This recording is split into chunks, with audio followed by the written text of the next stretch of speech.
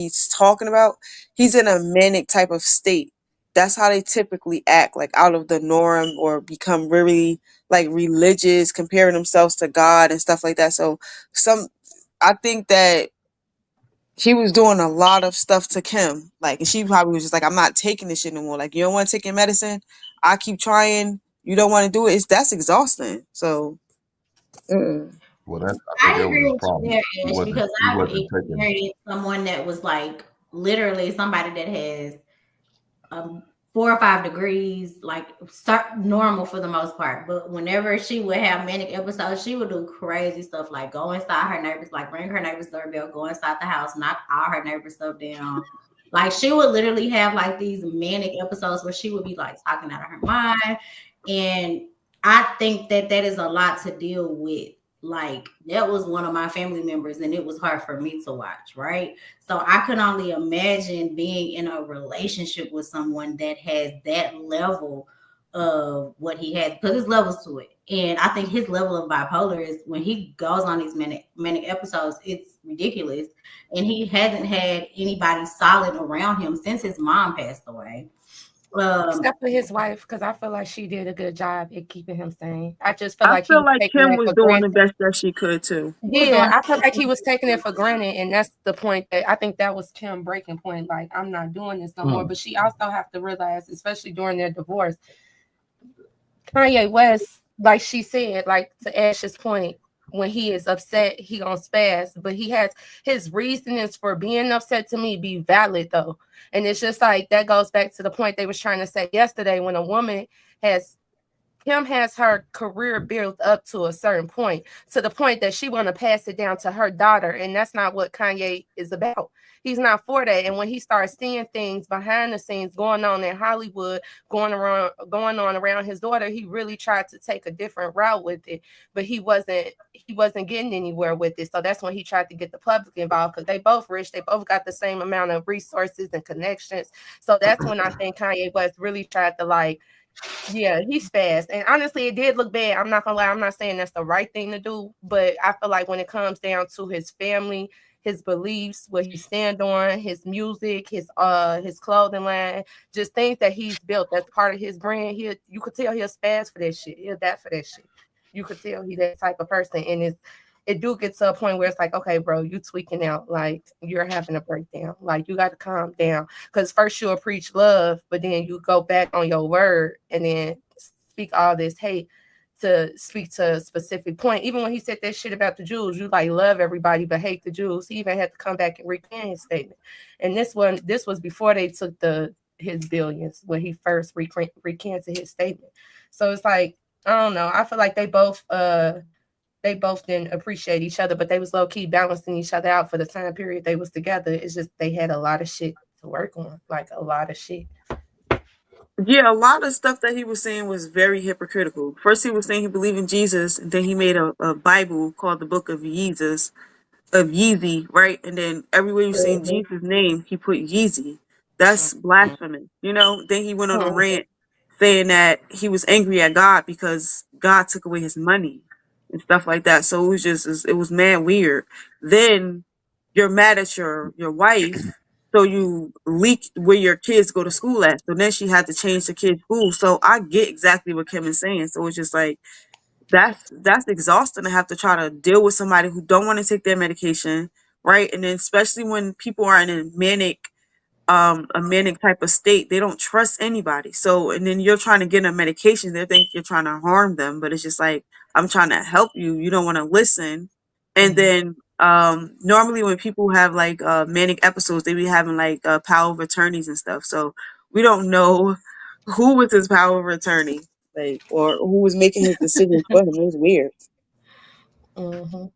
I remember when he leaked her address, but that's because he did ask her. He said, "I begged this lady, I don't send my kids to these school. I know what type of kids they raised. I know." He felt I don't know if this is true or not, but he felt like some schools out there in Hollywood breed kids to be a certain way and breed them with a certain behavior, and it had a religious background. I guess he didn't agree. She wasn't trying to do that. I'm like, nah. Hey guys, y'all know we on live, right? are we? Yeah. I didn't know. Oh, why we don't have our cameras on? I don't know. Cause y'all thugs. Hello. All right, let me go ahead and do this introduction. Man. They living that thug life, man. and look at Aisha agreeing with it.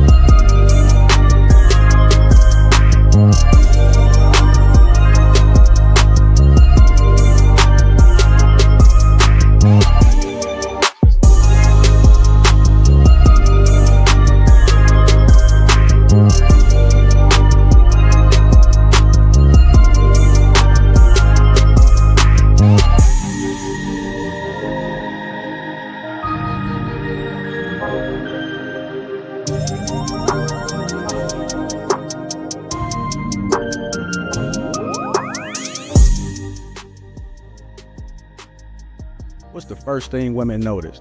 Your face. That's why you got to take care of.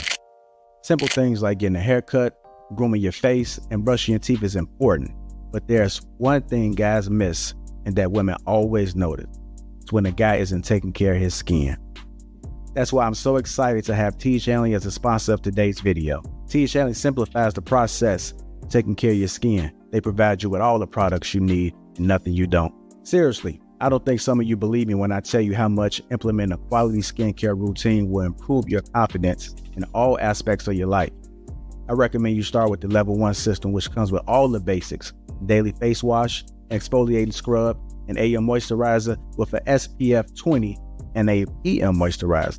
But and to make it dead simple for you guys, they provide an instruction card in every box that tells you when to use each product, how much to use, and in what order. But because T just sponsoring this video, they're offering you an amazing deal. Just click the first link in the description and get 40% off your first skincare system and free gift. Plus, as a member, you'll get 20% off for life. By the way, one of their new gift options is a silicone body scrubber, which is a $20 value and a complete game changer. Once you use this, you'll never go back to a regular loofah ever again. So don't wait any longer. Click the first link in the description to start your skincare journey today.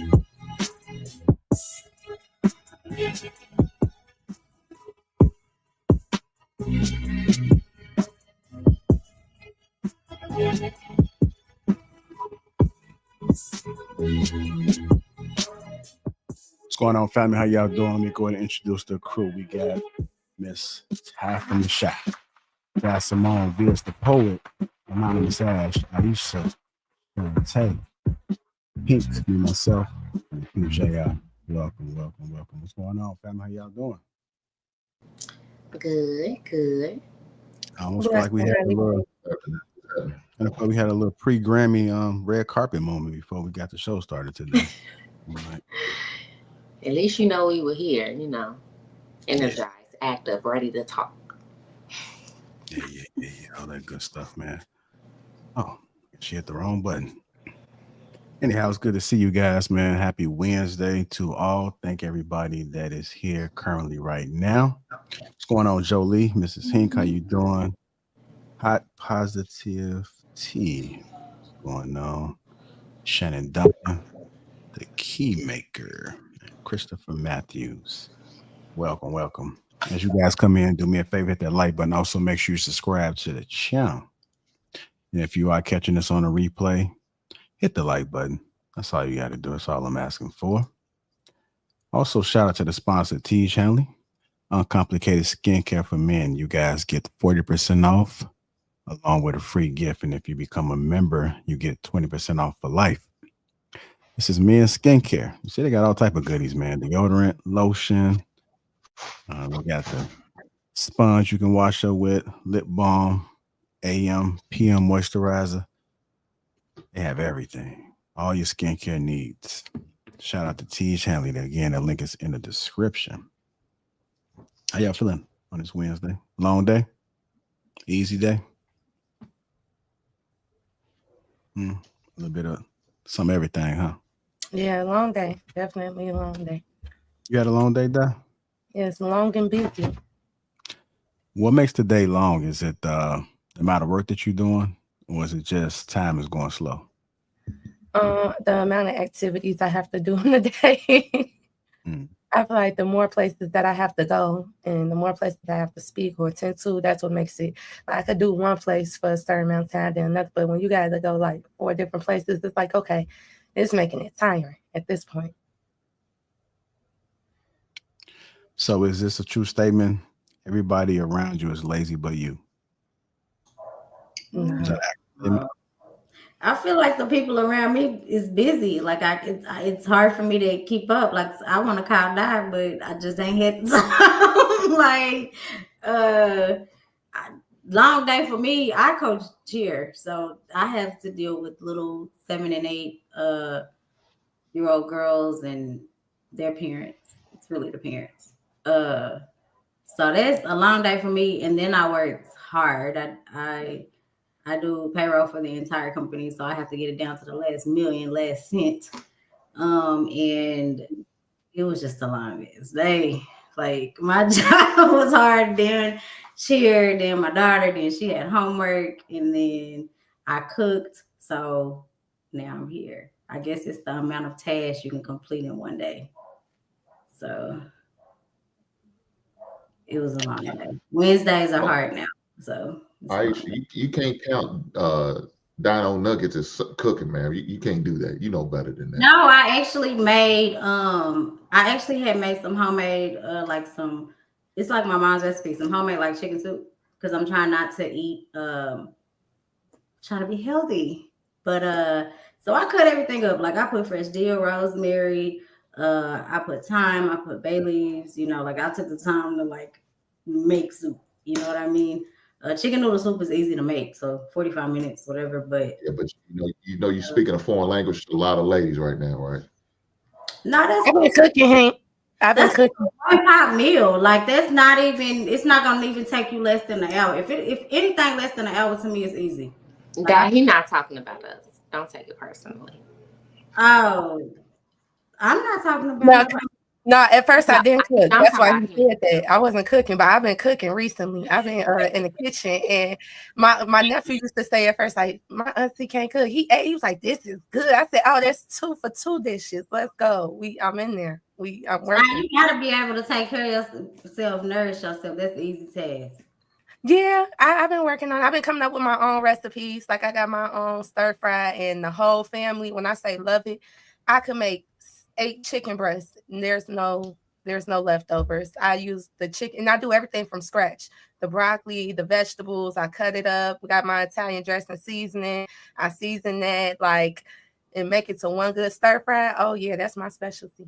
But don't make a big deal out of not, cooking. If you can order some good takeout, I got some friends that man, That's they some gonna bullshit. Hell no. Yeah, no, Hell no. we gonna stop you right there. Y'all was doing God. good till you went and said that bullshit. No, You said go. some No, takeout. yeah, no, we ain't even finna. No, we ain't finna do that tonight. when you cook all the Hey, time. Vince, Yes. Aisha said you gonna take his DoorDash and be happy. It's That's messed up. crazy. All right, we're gonna go ahead and get this show started, man. Again, hit that like button. Also, make sure you subscribe. Make sure you subscribe to the channel. So let's go and get into this Irv Gotti situation, man. So I believe in 2024, maybe August, Irv Gotti suffered a stroke and he was walking with a cane. That was reported by WAC 100 to TMZ. So it seemed like he may have had a history of health concerns and health issues that was going on, which is unfortunate. I know last night when we was doing the broadcast, I did see a post that 50 Cent had put up. That was like one of the first sources that I seen or any, as far as information of him being in a hospital, and it wasn't looking good. So this was the post that 50 Cent put up right here. Irv Gotti on life support, friends and family saying their goodbyes. I'm like, damn, right? The report Irv Gotti on life support, and that is something that's serious. And if you look at the very bottom right there, 50 Cent said, damn, I wanted him to see my new stories, yo. In the comments in there, they were going pretty crazy. Let me see if I can get to some of these comments. But they didn't really like what 50 Cent said. They took it as a diss. Wu Chow. If we went until we die was a person. If to the death was a person, it's Curtis. You gotta love it, his voice. If you tried to kill me, trust I'm going to piss on your grave every time your body become around and no love. The fact that people are laughing at this is disturbing. So somebody else said beef with 50 is like a successful marriage till death do us part. Heart colder than a polar bear's toenails. This ninja don't give a F. Remember, Irv was calling DMX Crackman X when DMX was at the lowest. Not saying this is karma, but that was foul of him. So news just broke not too long ago that Gotti has passed away. He has passed away by multiple sources. I can't confirm this. I haven't seen anything solid, but there's things circling around that he has transitioned. If that is true, my condolences to the parents, if he had children and all the loved ones around them. But let's go ahead and get into it, man. Let's talk about this 50 Cent situation. So we know they had beef, all the drama that's been going on back and forth. But do you think this is that's a bit too much when he's making mockery or making jokes or being funny when somebody's on their deathbed? Let's go ahead and get into it. I think So it's bad. Oh, go ahead. go ahead. I was just gonna say, I think it's bad karma. Like even if you really don't care about that person, and for some people, once it's up, it's stuck, right? So they just really don't care, and they will take it to the grave. But I think that's just tasteless. It looks bad on you. This man is at his last string of life. And I really don't know a lot about the beef between 50 Cent and Irv Gotti, but why feel the need to say anything about it? You could have just left it what it was. But 50 Cent is very petty all the way around. So it's not surprising to see this from him, but I just think it's unnecessary. He could have left that to itself. Yeah, I agree with you on that, Ty. Yeah, it can definitely be seen as tasteless. But if this person did make an attempt on my life and say, hey, it is what it is, you know what I'm saying? It's hey, that shit to the grave, and even past the grave. If I'm still here, I'm gonna troll you the whole time too, So I really can't knock it. I don't know. I'm kind of in the middle with it. I think Irv kind of set itself up for it. I watched a couple clips of him on Drink Champs, and he had this fascination to be tougher, to give this persona of what he wanted people to think of him compared to what he really was, and that should have bite you in the ass in the long run. You do that, you pull something like that when you come across a guy that's like 50, you know what I'm saying? He may not hit you back and try to get you back physically, but nigga, I'm gonna troll you until you check out of this mob. And I mean, that's part of the game. It come with the territory. All right, what about you? Go ahead, Dad. I feel like when it comes to that type of stuff, like them in the streets taking each other's life, like it's similar to like how I think a lot of women be in the hood, like some of us, like who's in the middle, who don't pick a side, who not gang banging. Once we start growing up and the beef get real in high school, and you like, calm down, y'all gonna kill each other. We used to play with each other in grade school. But when you hear from a man point of view, like what Viz said, once you try to take my life, it's up and it's stuck. Like there's no, and it's sad because I feel like that's what continues the cycles in our community. Like beef get passed down and all that good stuff. But when you seeing it from like a man's point of view, I guess, where it's up and stuck like that, it's like trolling him is the least he could do. Like, you know how much money and power this man have. So it's like, and I'm surprised that's all he said. Like, damn, I want to show you my TV shows. Like 50 Cent be going hard. So to me, that was a small troll compared to what he usually do. But like, I don't agree with it, but I guess I understand it because it's like we not men, we not fighting for our lives, we're not having nobody shooting at us. But if somebody shot at me, shit, God will really have to touch my heart because you tried to take my life. So it's like at that point, do you mature? I don't know. All right, go ahead, Ash.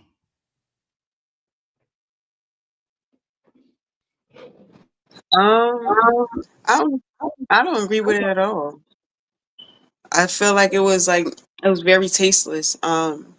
50 Cent is just he's just a nasty individual, even to his own son. So I definitely don't agree with that.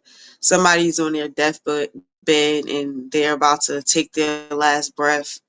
Like, uh, so especially that shit happened like over 20 years ago. I want to say around that. You get what I'm saying? I'm not saying like you gotta forget, but at some point it's just like I'm still here or whatever. It's a time for everybody to grow. It's just like, all right, I made it. I'm making my millions. I'm doing better than him. Blase, blase. You don't do that. I think that was just like really fucked up. I respect 50 Cent as an artist, but as a person, I just can't. I just don't like his spirit. Like he's just a nasty individual. Like I don't like him. Hey, to keep it a buck though, if you really, I don't know if y'all have read any of his books or even tuned in to any of his interviews, but 50 is actually a solid dude. You know what I'm saying? And he's going to give you chance after chance. He damn near going to give you at least 2 chances before you hang yourself. So I am a 50 fan. Like I know that he be trolling and a lot of people, don't like him, like just like they don't like Donald Trump, right? But I feel like it's no rules in fighting. Like it's no like he doesn't have to because I'm a Cancer. So I got a cousin that's like my first cousin. I ain't talked to him in 13 years to this day. Like if I'm done, we're done, right? And I feel like if the truth hurts, you live in a lie. 50 states facts, right? Everything that he said is a fact. This man tried to take my life. We should be talking about the things that Irv Gotti has done, right? And all the foul shit, because I believe that whatever you put out in the universe, you get that back. the way he did Ashanti, just like all the foul things that he's done. That's why he was broke, because nobody wanted to work with him. He burned all of his bridges. I know that people say like, oh, don't speak ill of the dead. I don't care about that, because you're not going to get up in here in this funeral and act like he was a saint when he did all of this foul ass shit, and the shit like, oh, they cry. No. Pookie got shot because Pookie went over there and shot them people, other people up, and they came back and shot him up too. We are going to have to tell the truth. And I feel like people don't like 50 because he tells the truth. He does not like that man. He has never liked him, or Gotti literally wanted to kill him. Like, tried to have him killed. So I think that a lot of stuff he do is for the media, so we can sit up and talk about it, and he can get 50,000 comments on IG. But I don't necessarily feel fucked up about what 50 did. Like, the man tried to kill you, and now, karma has reached in at his back door, and it has opened up and creeped into him. Because Irv Gotti has did a lot of things that I feel personally are beyond me. And I think that people have to remember that. And also people have to remember that 50 does this. So it's just who he is. But I'm not gonna not like him because somebody tried to kill him and they was on their deathbed and he made a joke. Like, it is what it is. And I feel like if you ain't never like researched it and you ain't watched interviews or read his books or know the full story, then it's kind of hard for you to have an opinion about someone trolling someone on Instagram that happened to pass away, like RIP or Gotti. I think that he did a lot of great things. Like, we got Murder Inc. from him. You know what I'm saying? So I'm not going to try to belittle the accomplishments that he made for us in our community, right? He did some great things, but I also am not going to turn a blind eye to the things that he did do to his people as well in that process. And the fact that he tried to have this man killed, like, that's just enough. And he wasn't even a real gangster. Let's start there. 50 was. What? I want to say, I just want to kind of rebuttal, right? I don't feel like when people say like, oh, that person passed away, that's their karma. Death is due to all of us. You know what I'm saying? So I don't feel like death is a type of karma thing. No, I didn't mean that death was his karma. I meant the fact that he died broke and he didn't really have shit when he died and how he died. I didn't say death, it was his karma, because yes, we all have death coming. So I'm not looking at death as karma. I'm looking at the way his life ended at the end and where he was, because he really wasn't on shit. I think that's still subjective, but I also feel like when a person, right, even if somebody did something back to you, right, or somebody did something to you, you retaliate towards them, you're still putting out the same energy that's still going to return to you. You get what I'm saying? That's just the law of the universe, period. Whether you say, oh, this person did this to me and I'm doing this back to them, you're going to return that same energy to you. That's my whole thing. I still don't feel like, I get it. It's certain people that did shit to me too that I would never fuck with ever again in my life. But guess what? I'm not getting on the internet and saying nothing about them. Guess what? You don't exist to me, right? I'm not about to get on the internet and be like, oh, that person passed away. Oh, this her karma. I'm not doing that. It don't matter. You get what I'm saying? I don't harbor energy like that inside of me. I think that's when a lot of people become spiteful, vengeful. Like that shit is weird. Like, to me, if you really don't fuck with somebody, then don't fuck with them. You don't gotta get on the internet and worry about their every move. Like, oh, this person going through this. Yeah, they going through this because they did to me. You did shit fucked up to people too. So aren't you gonna get karma too? That's how that works. Everybody's gonna get karma, whether it's good or bad. So I just feel like to sit up there and just be like, oh yeah, this person is gonna get bad karma or he's got bad karma. Everybody's gonna get their bad karma. Everybody's gonna get their good karma. So it's just kind of like, just sit back and just be like, damn, that's fucked up.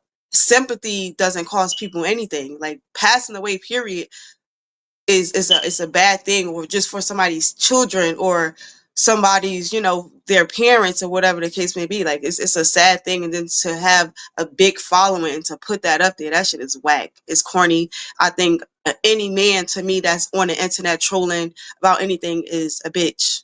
And excuse my language, but that's just how I feel about that. It's weird. I feel like they both signed up for the same game when you think about it. It's like That's just like when you in the streets. You can't be like, oh, I'm finna gang bang today and go shoot these people, but I want to go to work tomorrow. Like, you can't do that. So it's like, from what I'm hearing, Irv Gotti was doing the same thing. He was trolling 50. He tried to kill him because of some beef, tried to step into some shit that he had no business doing. And instead of respecting his, like, instead of him playing his role, he tried to get big with 50. And when it comes down to this game, like, once you become a troll, once you doing the stuff that, it's like 50 doing back to Irv what Irv was doing to him. They both was playing the same game. And now that he's on his deathbed, people like, no, play a different game. And it's like, why would they? Like, states, like, especially if you beefing with 50 Cent, like, you got to know who you beef with. You can't beef with somebody and try to kill somebody and be like, oh, it's time for you to mature. It's time for you to grow up. It's time for you. Like, I feel like at some point we as a community, though, we do have to do that, because that's the reason why beefs will continue. But if you're once Irv starts signing up for that, that's what men do. And then it's like, it sounds like you want him to, like, I feel like females, we get over it. We be like, that's okay, we'll get through. You know, you feel me? I let that shit go. That shit petty. I'm not gonna entertain it. But I put out like what's gonna come back to me. Niggas live for that shit. Like, they do war. Like, this is it's just something I noticed within men, especially when they beefing to that extent. They not letting that shit go. Especially if you already tried to kill them, like, they not letting that shit go. And like I said, based on who 50 is, the least he's doing right now is troll. Like, that wasn't even a big troll to me. Like, and it is, I do feel like it's tasteless. I do feel like it's classless. But the more I follow 50 and the more I got into things outside his tastelessness and classlessness, I agree with Viz. He's actually like a decent, down-to-earth person. He don't be on the shit that most people in Hollywood be on. That's the reason why he is financially successful as he is. So it's like, Irv, I get, like, that's why I get Aisha point. If you was such a good person and if your karma wasn't bad, then where's the product of your fruit? Like, you know what I'm saying? He didn't have as much fruit as 50 Cent had, if that make any sense. So it's like, yeah, 50 Cent, like, yeah, basically like his I told you so, my man. He do it for all, like, everybody. That's just who 50 Cent is. Like, I told you, like, you should have listened to me, bro. I told you. The other part of it too is that we have to keep in mind there's some men will play the game, and once the rabbit has the gun, it's, oh, woe is me, right?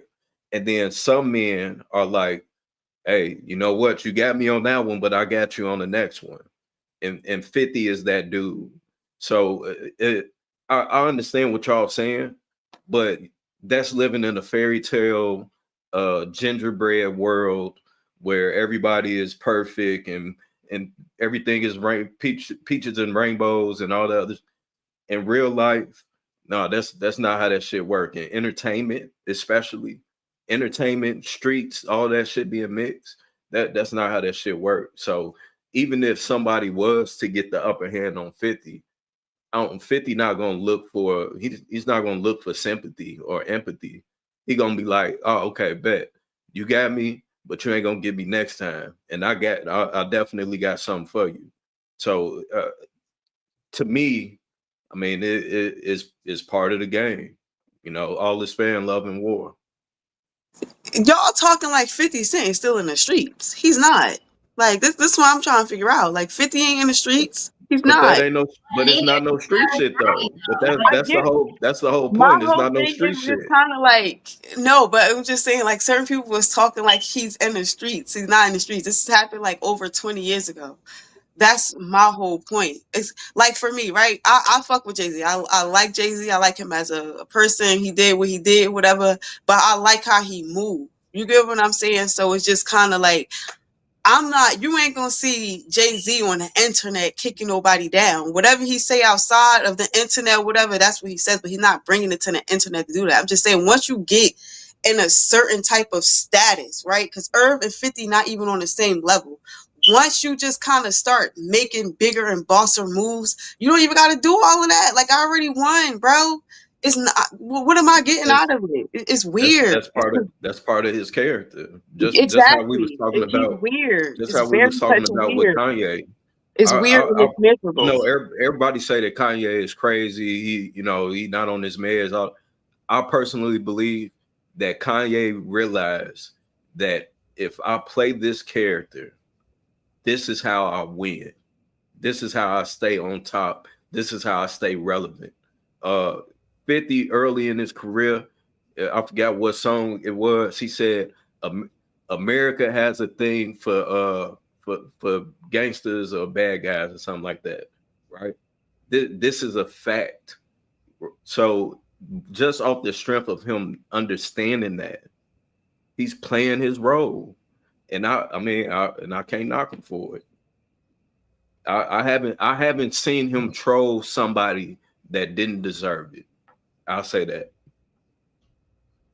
Pretty Well, deep. Go ahead. if we need to go back and look, because Irv started this bullshit. I mean, like you said, he threw down a gauntlet and tried to take the man's life. But we also got to remember how Irv treated DMX now when he was going through his situation and he passed. You know, he took a shot at him. So it's all fair, man. I mean, you can't expect that. And you took shots at another a rapper who you had an issue with, mad because you didn't sign him to your label. Let's go back. Like I said, Ridgely. If y'all, I don't know if y'all ever seen the Murder Inc. documentary that they had on, I think it was BET or something like that, and he talked about how 50 Cent was supposed to get signed with P. Diddy and them, and of course, Irv Gotti was working with P. Diddy during that time and didn't want to sign him. And that's when it really started, right then and there. And then ever since then, he 50 made it his job to whoever, when he Irv Gotti became a producer, whatever rapper he put out, he's gonna kill him out. So Ja Rule was a victim of circumstance, and so he tore his ass up every time he could get a chance. And so that situation just kept going on and on. It had nothing to do with Ja Rule. It had nothing to do with nobody in Murder Inc. It was because of Irv Gotti. He's the one that threw it down. Now they saying it's probably because he was friend with Supreme, and supposedly 50 robbed one of his boys from Supreme. There's a reason why Irv Gotti had an issue with him. I'm like, dude, that's not even your situation. That has nothing to do with you, but you want to take somebody else's disagreement or issue and make it yours. You're not that dude. So look, I don't think it was I probably would have let this slide. If it was me personally, I wouldn't have said nothing about it there. I would just let it go. You know what I'm saying? Whatever was the last, tweet or message I sent would have been it. You know what I'm saying? Hey, he's gone, I'm here. Fuck you. You know what I'm saying? I understand how you feel, but I wouldn't have took a shot on that man's deathbed, nothing like that. But that's a different subject. But as far as 50, look, 50 gonna troll to the end. 50 gonna troll to the end. I mean, he's trolling Rick Ross. You know what I'm saying? Rick Ross getting that smoke right now. Yeah, he on Big Meat Chills right now. But even going back to Irv though, when he was on Drink Champs, he said some off the wall ass shit about Ashanti. You know what I'm saying? And I want to say that's why during the time that Ashanti and Nelly was married, got remarried. She pregnant with a baby, and he's on Drink Champs gossiping like a little girl. You know what I'm saying? So I mean, to me, that says a lot about this man's character. So whatever it is that he's receiving, hey man, you made your bed, you got to lay in it.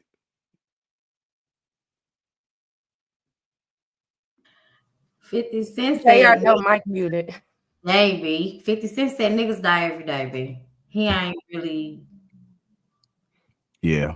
I mean, it's a cold world, but I get it. I personally wouldn't want to be playing around when somebody's up on their deathbed, but I get it. That's just the way it is, man. When you doing dirty things out here and you out here, it's a possibility that can happen. So you just have to understand the consequences up on both sides in life. So if you want to play around with somebody, it's a possibility they're going to play around with your loved ones. So it is what it is. I know one of y'all had brought up about, no, go ahead. Somebody wanted to say something before I moved on? I was going to say, I'm sure he's got a few artists on that Murder Inc. Label that probably is feeling the same way 50's feeling.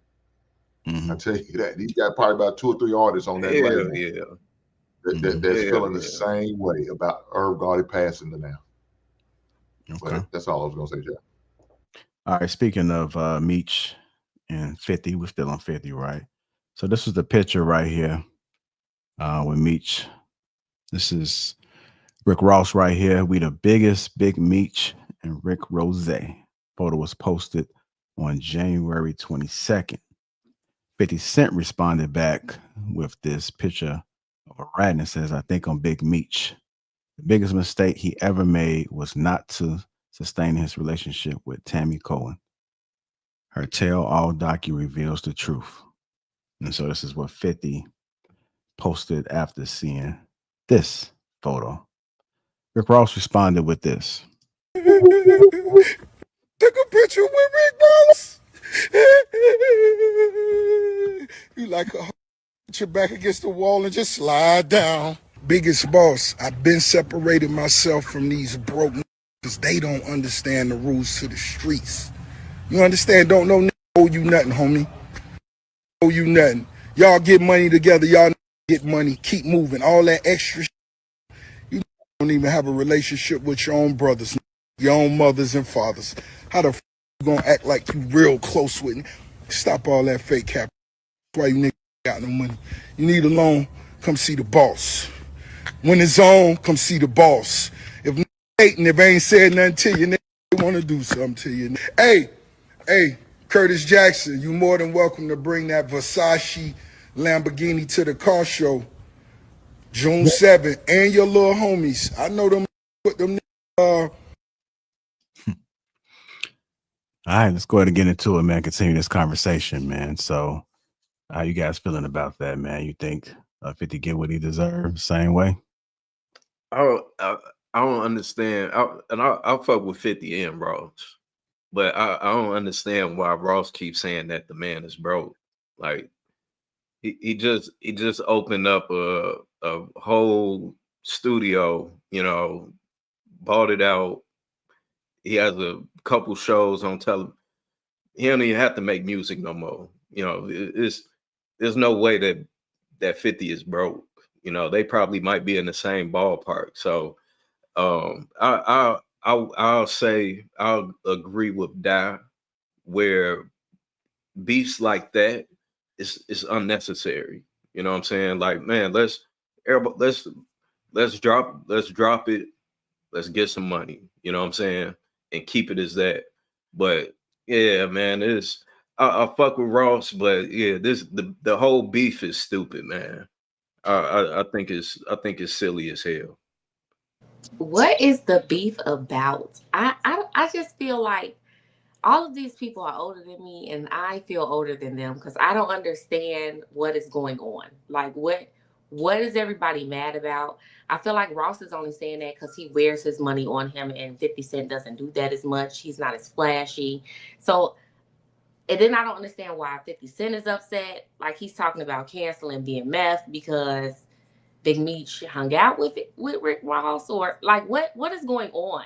Who cares? Like, I personally think, this is my personal opinion, and this is because I know people that are like in Hollywood. Okay, I personally think that these beefs drops tea. Okay, these beefs are orchestrated. Like, these people are friends behind the scenes, y'all. Like, they literally will text each other and be like, hey, let's start a beef so that we can promote this new show that's going on. So everybody will tune in. Like, I think that this, because it's a few celebrities where I'm like, this beef is made up. It's not real, right? It's literally to promote their albums, and it's just going to always continue because every time they drop an album or every time they do a project, it brings attention to it.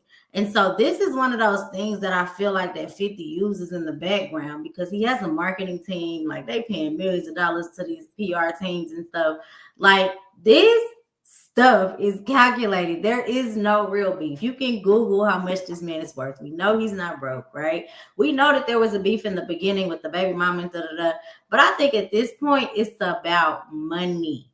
And I think they're not making no money off of that beef.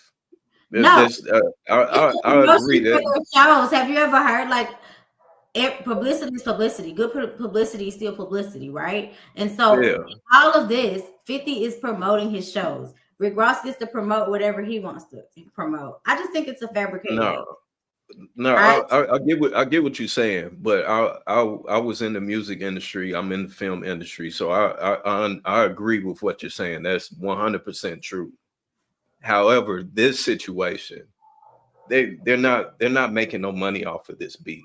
You know They what I'm both the saying? same type of person. They enjoy the I think Yeah, back and forth. They enjoy the talking shit. Like Rick Ross remind me of his baby mama. Once I seen Rick Ross going off, I'm like, he lives for that shit. Like and I agree with Aisha. Rick Ross doing it for a marketing scam, but I feel like 50 Cent, he be more so on his ego. I feel like he be so more on his ego. Speaking of 50 Cent, they just put this up in the King Talk group chat, but this was 15 minutes ago. He says, I'm smoking on that Gotti pack. No, God bless him. LOL. That nigga is a troll, man. And then this is the picture that he had right behind him. Hey, you cannot get off 50's bad side. He is not gonna let that shit down. He is And not then the gonna let terms that that shit down. he used a lot of Chicago terms too. So it's like he's trying to use the big, like, yeah, that's his audience though. Like, I don't know. Man knows how to market to the audience to keep the trolls. Like, it's everybody finna watch this new show. He's putting out the show with Big Mitch's, the girl. So everybody gonna tune in. I promise you that. So that's I don't even think it has anything to do with his Don't show. tune in regardless, man. 50 Cent got a residency, I believe, in Vegas, if I'm not. Yeah. So so if anything, he would be promoting that, but I don't feel like they're promoting it. I do feel like this is a lot of banter. Like him and Rick Ross, they probably got over their stuff, but they not cool. They cordial, and they like, all right, you know what I'm saying? I'm gonna do a little, because honestly, what they both posted wasn't really crazy. You know what I'm saying?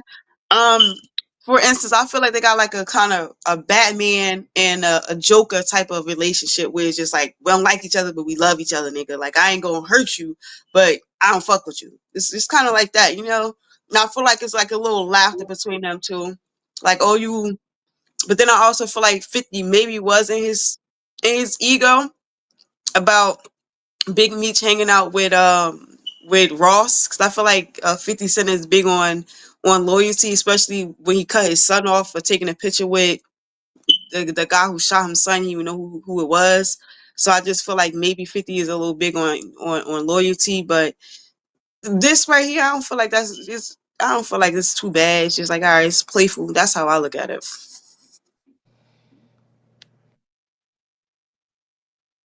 I ain't gonna lie, I feel like smoking on the Earth Pack was worse than I was looking for him to look at my shows. I ain't gonna lie, I feel like that was worse. That is low. I mean, but I was thinking the same thing. I'm like, dude said he's smoking on the Earth Pack. Now that is low. That's just like Aaron was talking about smoking on that Tuka pack. Yeah, like, it's like making it real hood beef. You know what I mean? Like, that's what you see. They're making it relatable to the hood, because neither one of them finna do shit. Neither one of them doing anything now, especially. But that's what, like, these little thugs do when they find out one of their ops got killed or something. They say they smoking on whatever. It was extremely disrespectful. But we know that 50 is disrespectful. He can be extremely disrespectful. If he doesn't like you, he's one of those people I feel like that can't fake the funk. Like, if I don't like you, I don't like you. Period. But I agree with Ash on you have to come to a part in your life where you feel you are above that. You can tell that to your friends, you can make jokes about it, but to post it and put it out there, like, come on now. Why? Especially during this time where he got on his dad's side. That's it. He got kids. He has kids, right? He got kids. I'm pretty sure he got a wife. He got a mother. He has a father, and he just passed away a couple hours ago. So to do that, if 50 Cent was in the hood, honestly, somebody would want to kill her for that, because that's really disrespectful. You get what I'm saying? Like, my mother passed away almost 3 years ago. If I hear anybody say something weird, bitch, we're fighting. Like, you's coming out your mouth crazy now. You better shut up. So it's extremely, like, disrespectful. It's just like, bro, why is you doing that? You're miserable. That's how I don't give a fuck how much money you got. You're miserable. Period.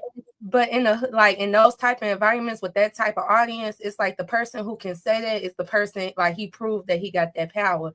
He proved he got that success. And I feel like when men do that, like 50 Cent want to make sure if you gonna beef with me, you finna be forever. Like, he made people think twice about double crossing him. And I feel like even in war, in history, when it came down to leaderships, they would make the first move before they can be attacked. They're setting the board up to how they want the game to be ran and how they want the game to go. And then if you're going to have this stature, you have to, it's like he has to do things to maintain, because of his audience, he's speaking to his audience. So in order for him to keep getting this support from this certain type of audience, for them to keep supporting his power, TV shows, things like that, it's like he's adapting to the new culture of hood. Like, talking about some smoking on the earth pack, bro, that's not even your generation. Like, you really he just keeping up this facade. And I think it's to continue to support his career and the audience he's built. Well, I don't think that he has to do that. I think that that's just who he is. And now that I'm really sitting back and thinking about it, this man lived through getting shot 9 times. That is going to change you. That's going to change everything about you. When Pac got hit, before he got hit, he was already turned up. But after he got hit, oh nigga, it was up. It didn't matter who the fuck it was. Nigga, I'm on your heels, right? So, I mean, it's smoking on the herb pack, on the Gotti pack. Yeah, that's tough. But I mean, at the same time, it's kind of like, man, it come with the game. And Nah, man. I these new wasn't. age Let me tell babies you. ain't gonna respect it. If he like, I'm sorry for your loss, these little boys that's actually in the hood, like the audience he's attracting, the audience he used to be a part of, like when him being shot 9 times and living their life and he knows what it takes to, like, and that's who he, like, to Via's point, that's just probably who he is. Like, he came from that environment. He was built from this environment. My bad. But he's no longer. It's okay. He's no longer in that environment. You get what I'm saying? He's not in that environment. This nigga is 50 years old. Like, why are you acting like you're now? It's just kind of like you're pretending. You're not in the hood. You're in a gated community with security, and you have a widespread audience. Like you just said, right? You just basically said the community needs to do better, and then you're kind of condoning it, saying 50 Cent is doing this for that. It's not cool. We're actually living in a culture where these kids is killing themselves, right? They listening to drill music over and over saying kill, kill, kill. Yeah, I grew up on that too, where it was just like, all right, gangster rap or whatever, but it wasn't so widespread as it is now. And it was not with average day kids. You get what I'm saying? So it's just kind of like, once you put yourself in a position of influence, and then he get on people podcasts and speak about, oh, he want the culture to do better. But then when somebody passed away, you want to sit here and say, I'm smoking on this, I'm smoking on that. That shit is not cool. Because the average kid say that in the hood, somebody's going to smoke their ass. That shit is not, and I don't even want to say like curse like that, but it got me pissed off because it's just like, it's ignorance. And we see that too much from the younger generation. So it's just kind of like how we were just speaking about Kanye saying like he say this and then he do the opposite. Which one is it? And Viv, I am a G Unit fan. Before they even be like, I used to listen to all of their mixtapes and everything, and watch they underground tapes. Right, 50 Cent always been like that. I think that's why he got shot. Do you not see the videos? His mouth was always crazy. It really was. Like, he didn't change. He just his money only it only amplified who he was already was. But if you watch all his stuff and listen to his old music, he had a crazy ass mouth already. It's like so right. So that's what I'm saying. That's what I'm saying though. So if that's who he is, I mean, we almost can't expect for him to be something else. You know what I'm saying? That's not him being authentic and genuine. So I agree, Ash, 100%. You know that I hate the fact that our culture, our rap culture, the drill culture, they push the whole smoking a Gotti pack and smoking a Tupac. You know, it started in Chicago, so I saw it happen firsthand. So absolutely, the shit disrespectful as hell. At the same time, I understand, since I came from the streets and I was in the streets. If you in the streets, you know what comes with it. You know what I'm saying? So that's just part of it. There is no woe is me when something happens to you. You know what I'm saying? You have to accept it. You make your bed, you got to lay in that motherfucker. So I believe 50 is doing that because he understands, hey, if somebody do get me, you got me. You better make sure you get me good, because if you don't, nigga, I got you. You know what I'm saying? And that's just part of the game. And that doesn't matter even in black culture. That happens in white culture, in the mob, the mafia. This is the ordinance of the world. This is what men do. So I understand women not to understand it, but that's just what it is. Violence is a part of our nature, and there's going to be people that's going to always partake into it. So I agree 100%. I think that it is unfortunate that he's at the level that he's at, and he has reached the achievements and accolades that he has. And for him to be at the age that he's at and still doing that, yeah, I think that it is off point. But it's Yet like at the same time, I, he's being authentic, and I can't blame him for being authentic. and where he's successful at, can you really expect maturity? Like, he's being successful in Hollywood. You know what I'm saying? And even Cardi B said at some point, like, she was like, this is worse than the hood, y'all. The way they fight up here, they don't want to box. They want to do this. They hit you in other ways that really, like, in order to be successful the way 50 Cent is successful in that environment, it's probably a lot of shit he had to go through, endure, and build on his own. Like, they tried to attack him. They tried to, because he didn't want to be a part of the Diddy team, or they wouldn't allow him to be a part of the Diddy team. Just hear what people had to go through when they told Diddy no, or when they was against what he did, and for him to still come out successful. I don't think 50 Cent has actually healed, and I don't even think he want to heal when you really think about it. I don't think he really cares about don't start maturing that and healing. healing and none of that. Don't start that healing Nah, shit. honestly, I don't Because feel being like shot 9 times is like, don't start nah, that healing shit. I feel like, first of all, I feel like I said, I loved growing up. I loved hip hop. I loved 50 Cent. I loved G Unit. 50 Cent got signed to a Perfect. better. 50 Cent got signed a better record label, right? Which was Interscope than Diddy's, right? If you look at all Diddy's artists, none of them are millionaires. None of them are making money. Maybe Mary J. Blige and maybe Usher, but they were signed to him for a certain period of time. But he signed to Interscope, so he had a better deal. So I don't think he's butthurt over that. He probably like, damn, that shit saved me in the long run, honestly. And then And he spoke out on I Diddy don't numerous times. I do not want to sound crazy, but this is how I feel. I do not think that is Black people culture. Our culture is not violence. I think that we adapted white people's culture of killing. That was not our ways. That's all I wanted to say. I wanted to clear that up. I do not believe that. Yeah, That's all I wanted to sit here and say.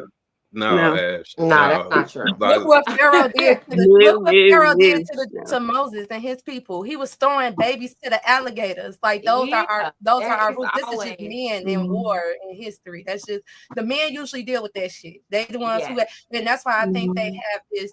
I have to be careful what I care about, because if you care about the wrong things, if 50 Cent cared about the wrong things, I think in his head he really felt like, if I cared about the wrong things, I wouldn't be where I'm at today. So now he just don't give a fuck. Like, if it's not about him, his business, what he got going on, and if it's going to make his business, like you said, if he can profit from this and continue keeping up a certain image, he's going to go through with it. He just not going to give a fuck. Like, and men, look at his face. Go ahead, Biz.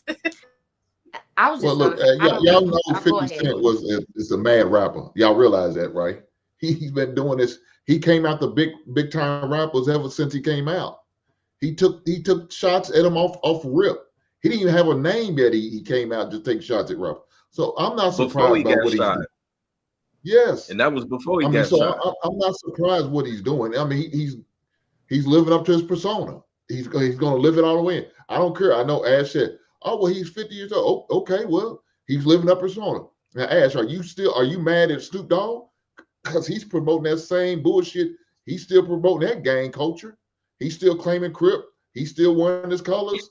Are you It's mad at not. him? I feel like he's always going to be a Crip, but he's not outside promoting people to kill people. That's the thing, right? Just the Oh, same you way. What sound was like a his? hypocrite now, baby No, girl. that's You not a sound like a hypocrite. Let hypocrite me tell you now. something. I don't know where y'all from, but I'm from Newark, New Jersey, right? I hang around, right? A lot of people that was doing gang banging and stuff. Y'all don't know. You could. Oh, really? Yes. Oh, really? Yes. So I hang around people that are still actively in the gangs, right? Like Pyru and stuff like that, where I'm from. But they're still active, but they are like you can't stop a whole culture of kids, or you can't stop people from joining gangs. But what you You say you can do, hang around there? wait, let me finish.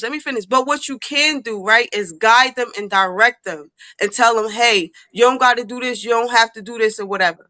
So my whole point is he's always going to be a Crip, just the same way. What was his name? Nipsey Hussle, right? He was still going to be a Crip, but he was trying to change his ways. He wasn't trying to promote the average, like, oh, you gotta go out here, you gotta do this, you gotta kill, you gotta murder. He wasn't doing that. He True. was changing his That's not mindset. true.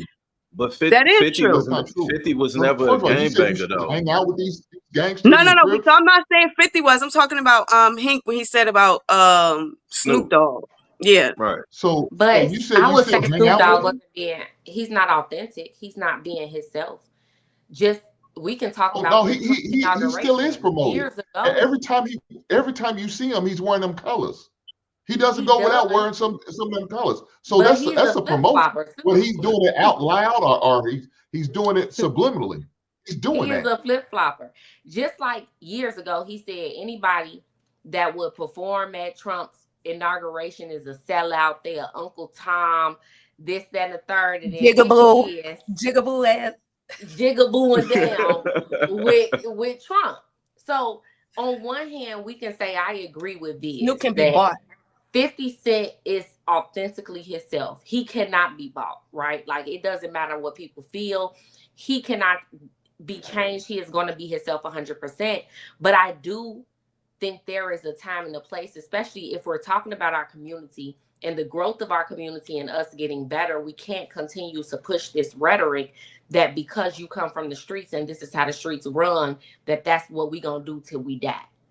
Because when do we break the chain? When do we start a new cycle? When do we teach lessons and help our children understand that this is not the way to go, especially if we just assimilate to the same things that they do? At some point, you have to pick a side and decide that I want to elevate past this if I really want more for our Black community. Or are you okay with it the way things are because you're making money from it? Because your shows represent it and you feel that that's going to feed into your audience. If he is being true to feeding into his audience and still being somewhat of a hypocrite and falling in line with Hollywood, even though he says he is authentic in himself, then cool. Continue to do what you're doing. But if you're going to preach and say that you want better for the community, then he does need to rise against it. That whole post was ridiculous and he should really do better. Regardless of how he feels, keep that between you and your circle, you and your friends. You don't have to push that narrative because it doesn't look good to the masses. It just continues to push the rhetoric that it's okay for us to continue to kill ourselves, look down on each other, and disrespect each other at our worst times. Also, I just wanted to talk to Ash about like Black men being violent isn't a cultural thing for Black people. I would say it's not just Black people, right? Men, period, have a history of having a violent nature. That's why, like Di stated, they were always the ones to go to war. That's why they are hunters. It's just in them innately to be violent or to get to that point where violence can be out of control. But they can also learn to harness that in Well, 2025. well, women throughout history, women also orchestrated wars and stuff too. But but that's not yeah, that's historically what I'm what saying. we Some. did, What I'm you saying is know? some as well. But the overall, throughout our history, I can't speak on. Well, I couldn't speak on other people's history. Throughout our history, from the beginning of the time to now, that's not our aura, right? You get what I'm That's saying? I don't want to get It up is here and sound though. too like Just this, look at the that's not Bible. true. but I Yeah, get exactly what y'all. that's I get not true. exactly what you're saying. Yeah, I If get it exactly if is. what you you're saying. But if I you go still back, don't feel like that is if you go, our nature. I don't feel like Even it. if we talk that's about the fine. tribes in You Africa, can feel all the ways that you want to, I get but what Ash saying. The historically, reason is Yeah. probably different, but it's it was still in the documented nature. in Yeah, history it's it was for that different that reasonings, but One mic, one mic. it was there. is documented in history, even in biblical times, 10,000 years ago, 12,000 years ago. People were unaliving other people in Africa. It was black, white, Mexican, Indians, uh, Philistines, Hebrews, Israelite, whatever tribe, whatever nation you want to talk about, they was unaliving people. That's just what it is. Cain unalived his brother, and they was supposedly some of the first people on the planet and if you in believe that the Africa. first people on the planet were black, then In Africa, we exactly. were the That's what I'm first saying. ones to commit murder So, to I our own understand people. exactly what Europeans y'all got it from saying. What I'm somewhere. saying is, as a mass, right? As a mass, I don't feel like that is something that like you know how they'll make it like the media will push that it's black people, but that statistically speaking, right, that's not the norm for us, right? We're not vicious or malicious people. We're not violent people, but circumstances has made us be that way. That's what I'm saying. Like, yeah, I don't know. We don't know how long the world has been in existence for, right? But yeah, you'll see that throughout history because that is human nature.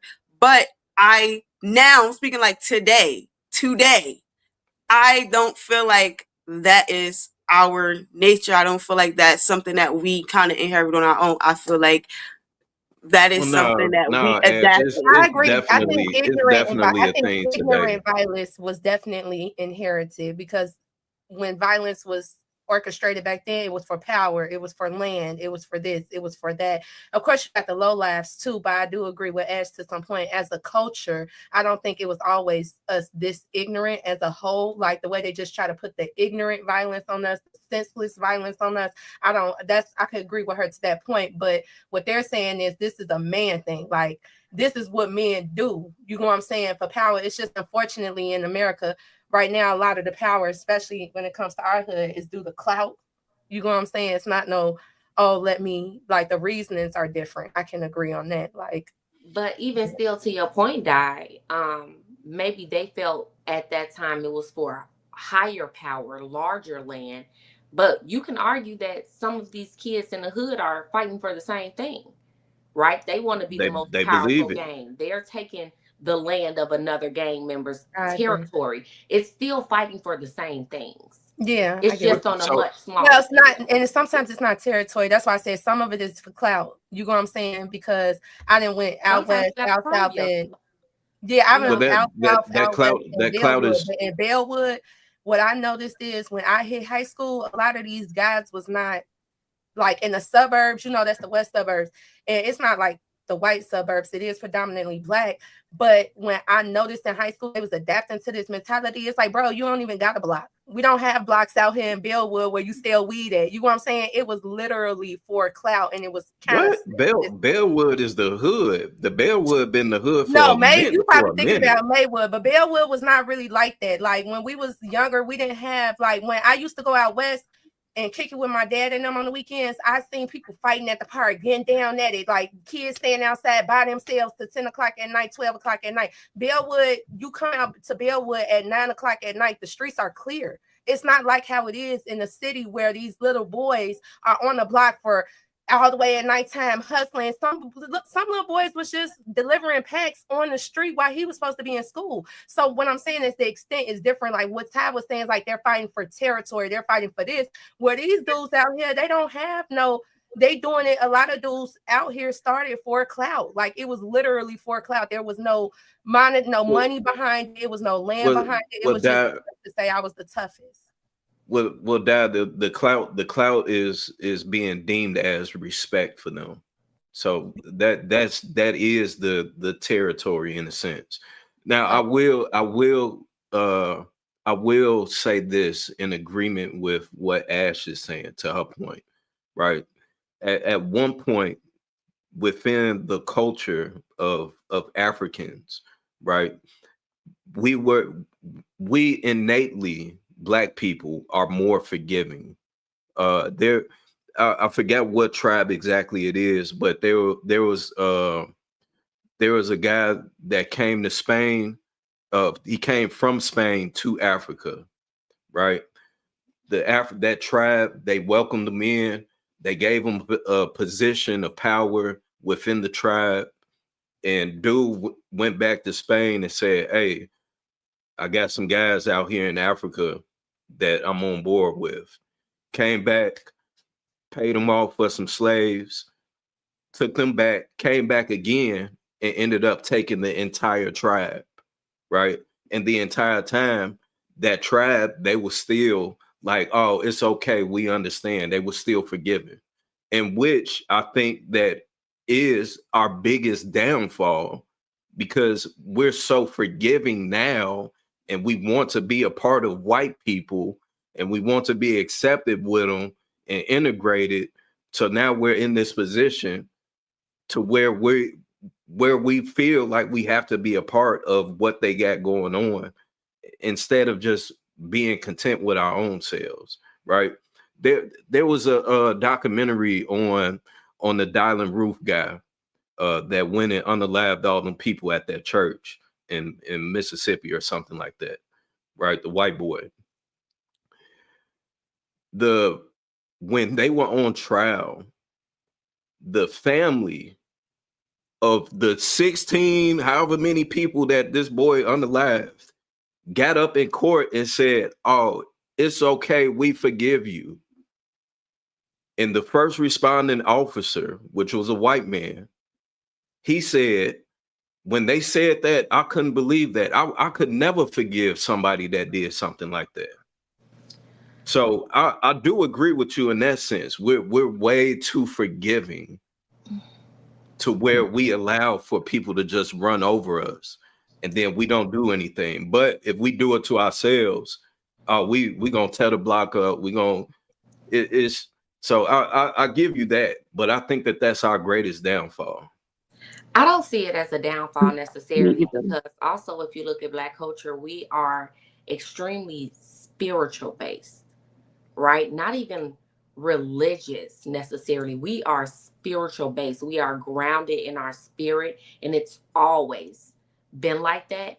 And I feel that we understand more than anything that forgiveness is not for the person that does something to hurt you. Forgiveness is for you. For you to forgive means that you let go of that hurt. I'll never forget what you did, but I have to forgive you in order to continue to move on. If not, I'll hold up all of this resentment and hate towards you. And I think that's one of our downfalls, is that we battle with that a lot. We don't want to forgive. It's innately in us to let that pain go. But because we are picking up white culture and they are known not to forgive, they are not bound. Well, I'm not going to say they. Some of them are not bound in the spirit. Western civilization isn't necessarily bound in the spirit. It's bound in religion. It's the difference, right? They don't preach to let things necessarily go when people hurt you that way, in the way that we need to let it go. And because of that, we fight against that feeling, and that creates anger, because a lot of Black people hold a lot of emotions on our sleeves. We let you in easily because that's who we are. It has been a part of our downfall, but it's also been the reason we can always wipe ourselves up, get back up, and do better than other people around us. So it's all in how we use that skill. And I just feel like that's just I have an example tied to what you're saying. I hear you, Ty, but Like a black I man gotta spent time with disagree the on that KKK because leader. that has not done us any justice I was about to give you an over the example where it past. has. I can give you an example where it has. This one black interviewer got an interview with the KKK leader, and he knew that he wasn't going to secure him if he told him he was black. So he ended up sitting down with the KKK leader, and when they first got there, they both was on pin and needles because the KKK leader didn't know he was black. But the black guy asked him, "Let me just be around you. Let me just follow you around." He was there with an open heart. The door slammed real loud, and they both jumped. And then they just started laughing after they jumped because they realized, I don't like you because of this fear I have of you, this thought I have of you. So he continued to hang around the KKK leader, and he was a leader. He wasn't like one of the like small guys or whatever, but he was a leader. And after he kept kicking with him, at first they were calling him boy.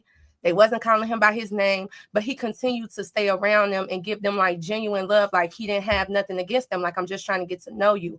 Well, long story short, in the end, the KKK leader ended up renouncing himself. And then because the KKK leader was bringing him around, the people who followed him, also, you know what I'm saying? They ended up leaving too. So he ended up affecting a lot of people just by giving that one person a chance, like, and forgiving him. And I do feel like violence is necessary in some instances. And I feel like men should be able to determine that, but then they also have to learn when peace is also, it's definitely an option. I do feel like it's definitely showed the power of it over time, especially when it came from Black people. Because regardless if white people want to be spiritual or not, they still have a spirit. It can still be affected, and it might not be through us, but God still has control over everybody if they really want to be a certain type of person. So I feel like once he put himself in the environment and people was actually able to get to see a Black person and get to be around a Black person and know a Black person, it really changed the thoughts of a lot of people who was actually in the KKK. So I feel like it worked in some instances. I feel like you need both. You need Martin Luther King and Malcolm X. So I think one of our problems is we'll forgive everybody else, but we won't forgive each other. We'll hold that shit like 50 Cent to the end. I think that's our problem. We'll sit there and each other, we'll do it bad, but you forget what that white boy said to you and did to you at work and just let it go. But each other, nah. we see it now. We see a prime example of what Irv Gotti and 50 Cent going through now. Let that been somebody else called have been squashed. 20 years ago. Yeah, I do want to show this real quick. This was the dialogue between Micho over there, BMF. They told me you won't follow me off of Instagram, and now you managing Skilla Baby with Rocket when I brought him around you first, when you didn't have a clue who he was. Now you mad at me when I would take the shirt off my back for you. I can't believe this, man. You act as if I'm your enemy. I've only showed you love and loyalty. And human, I go through my own but I never switch up on you. F. Ross. But he gave my dad some bread so he can afford to pay his bills until our next season start. This internet throwing me off, man. You know me in real life. This is 50 Cent response. What next season, little ninja? Yeah, I guess that's BMF. Because think about it from 50 Cent point of view, why would I want anybody around that be paid off? People could buy you. That's how 50 seeing it. Like, people could buy you. I get what Lil Meech saying, like, he helped him with his bills and his family. But obviously 50 Cent really not fucking with dude in real life. I don't think he would have, you feel me? Because if that was the case, if they were as close as Lil Meech is saying, then why didn't 50 give his daddy the money to pay his bills until then? Why did he have to go outside of 50 to even go to anyone else to ask for that? Maybe 50 paid him for his work. So 50 is a big person on, I will put you in positions to win, but if you don't make the right investments, that's on you. 50 Cent makes that known very well. I will put you in positions, I will get you the education, but I'm not going to do it for you. But no, look. When you hear that, when he was saying that about his son, he said the same thing about his son. He put his son in positions to win and gave him ideas, and his son was not. His son like, no, give me money. And he like, no, I'll give you the education, I'll give you the resources, but I'm not just handing you no money. The only way for 50 to have, the only way that 50 would be able to make BMF and use their actual names is if he paid them off. So he hit their hands. He for sure hit Meek's hand. There's no way that he made a whole entire show using his name, his brother name, knowing the story. He hit their hand. So there's more to the story for sure. So I with that, I kind of understand where 50 is coming from. Because again, if I was shot 9 times, potentially by a nigga that probably know me, he know that my grandma stay here. You know what I'm saying? If this is my experience, then hey, I don't know if you gonna try and set me up too. Period. So we gotta keep it we gotta keep it a buck here. I understand you women, y'all never lived that life. You know, it's y'all you know, Ash, I know you was kicking it on the block with some Crips here and there. You know what I'm saying? You know, you got your little feet wet or whatnot. You know, you thought you was, hey, let me hit the blood. Let me hit the blood, cuz. You know what I'm saying? I get it. But when you actually in that life, when that shit is real, you know what I'm saying? When you done had homies transition, they no longer here, and you watch them go out. Oh, you got to move a certain type of way. So I mean, it's messy as hell, but I can't knock them for doing it. So I understand what everybody's saying, but I definitely did. Growing up, I lived a fast life. Thank God for my kids, right? And thank God for deliverance. But like I said, I was around all of that. So I was in the gang, stealing cars, selling drugs. Had a whole bunch of my friends passed away by 16. So I've been in it. You get what I'm saying? And if I never said those things, right, and y'all not from my city, so you wouldn't know who I was associated with or the things that I do in my community. You wouldn't look at me and think those things about me because I've changed, right? I didn't want to be that way. I learned at a young age, like, nah, this ain't for me. You know, by 16 years old, I already had 3 friends that died.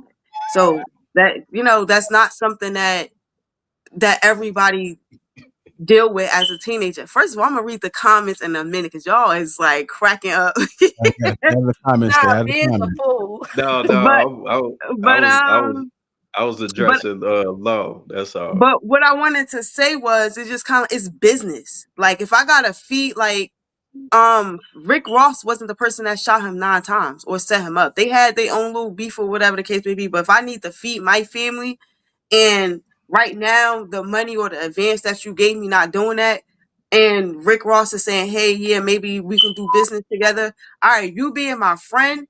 All right, hey, yeah, I'm gonna do this business with Rick Ross, but this don't have nothing to do with our friendship.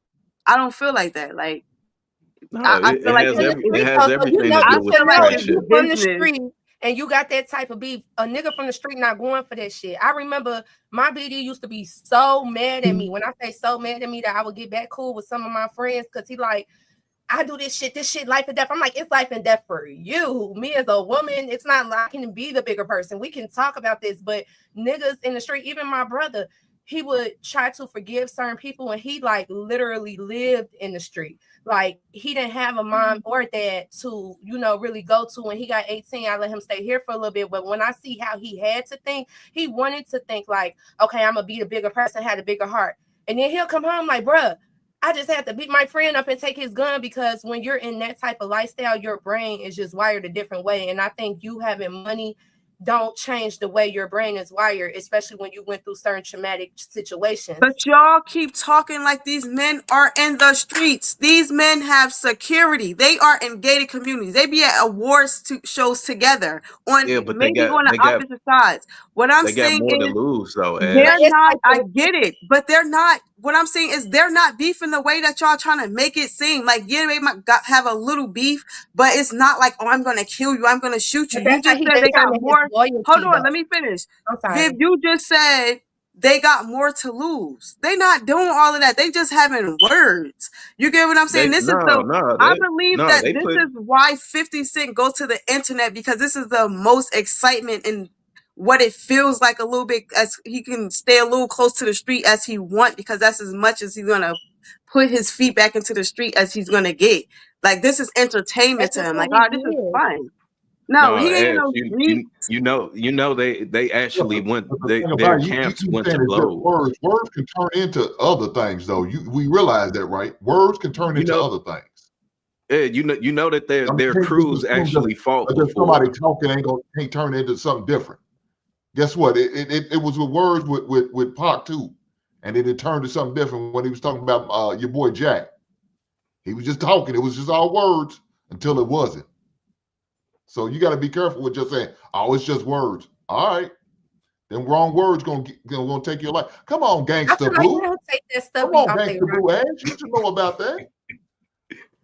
Yeah, no, gunplay Shout out to got the jumped by Mambo G Battle. Unit at the BET Awards. Can How y'all hear long me? ago was that? Y'all can hear me? I mean, we can hear you now. Look. So look. One thing that I always talk about is women don't understand, like, a lot of times how words between men is much different than words between women. We know as men, it's only certain words we're gonna be able to say to each other before it becomes volatile and violence is involved. You know what I'm saying? What's that? The battery in the back, Lapeef? No, this for Ash. Oh, to get that I heard Yeah, it, smoke detector. get that Look, sound. but you know what I'm saying? But people gotta realize, though, 50 has never Like the changed. overnight You know what I'm package. saying? He's been the same dude since forever. People like, oh, he wrong for saying this about Irv Gotti. Y'all realize Irv Gotti and his crew's the ones that shot him up. Supreme McGriff, that's they big homie that funded their record label, right? You know what I'm saying? That sent the hit on 50 Cent. Then they jumped the man and stabbed him up in a studio. He had to fight his way up out of there. Look, at the end of the day, if we was look, it is what it is. You know what I'm saying? If that's our history, smoke on that pack. That's how it's gonna go. If I would feel a certain way about him if something did happen to one of his ops and he didn't act like 50 Cent. Now I feel like you know what I'm saying? Oh, it wasn't really that bad. No, it was like that. And we knew it was coming. I was waiting on his post. You know what I'm saying? Yeah, All think right, about it. You let's go said ahead. you would go hard if somebody talked about your grandma. So imagine if somebody actually tried to kill you and you know they tried to kill you. Like, Right. you know what I'm saying? Like, I'm going that hard for myself too. Like, nah, I ain't fucking It's with like you. that. All right, it's time to switch gears. Let me get to these couple super chats. Big Ant to $11 says, so Ash, are you saying those smoke detectors are your karma? And then we also have Big Ant 11, $10 says, guerrilla warfare is the most effective style of combat, and it comes from us. Some of the succumb, is that how you say that word? Succumb are sent to Africa to learn it. There isn't one civilization that don't know war. You just It's SOCOM. It's a group in the army. Well, not in the army, in the military. It's a military group.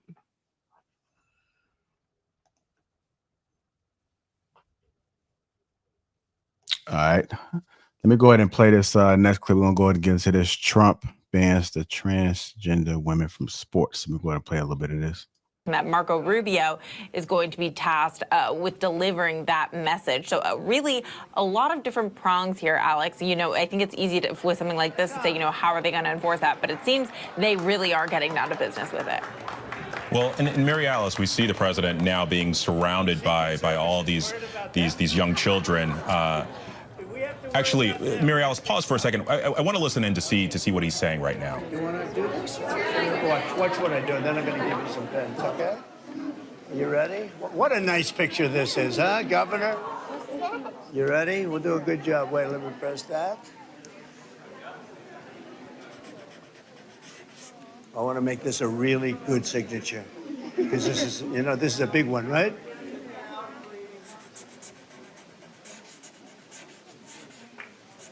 Oh, I think we have a 10. We have a 10. God bless you, Mr. President.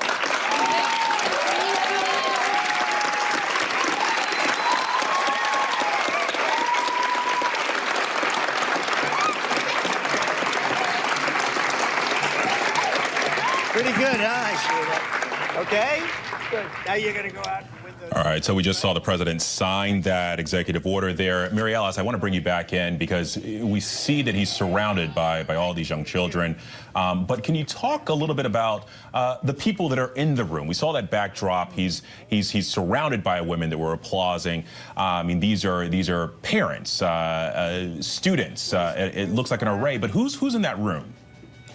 Several congressional leaders, not only members of Congress, but top leadership. Speaker of the House Mike Johnson, we saw, was sitting there. It seems like some Republican governors as well. But the backdrop, yes, these female athletes. We saw that often on the campaign trail. A number of female athletes, especially at the collegiate level, who would appear on stage with then candidate and now President Trump talking about how they wanted to get trans women, biological men, out of their athletics. I mentioned this earlier, but I do think it is really important to note that we're talking about such a small percentage of athletes. Some estimates it could be as low as 30, if not maybe 50 openly transgender athletes in college sports. I'm thinking about the governor of Utah, a Republican, obviously a very conservative state, who actually vetoed a ban like this that was written in his state legislature, in part because he said, Now, I don't like Trump that much, okay? I do not. You on mute, Gerald. But I agree with this one. I'm not going to lie. I know it's going to be some people that's not going to like what I have to say. But I honestly feel that the entire reason why they even created women's sports was to give us a chance, to give real women athletes a chance to shine in their own spectrum. And when you start taking people that are born as biological men, I do not care how many different supplements you take to change how you look on the outside, that testosterone is still pumping through your body, and that is going to affect your performance. If women could be equal to men, we would already play against them. We don't, because physically, we cannot beat men. So it was a huge disservice to most female athletes to start putting man or transgender women in our sports. And it was killing the potential and honestly the future of a lot of these women. So I feel like that's one of the best things that he has done thus far. Honestly. I feel the same way. I feel like men are not just physically stronger than us, but their brains are completely different.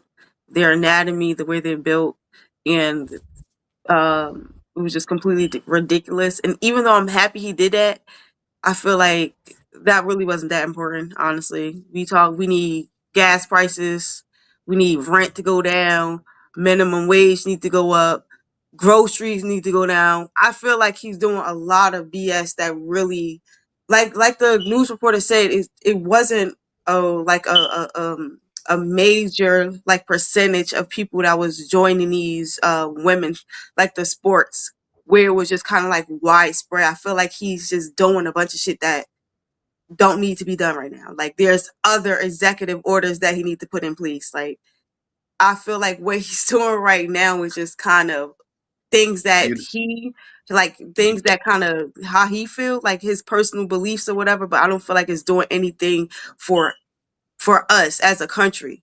Like I said, So you I'm think? happy he did that, but that's not the most important thing that he needs to do right now.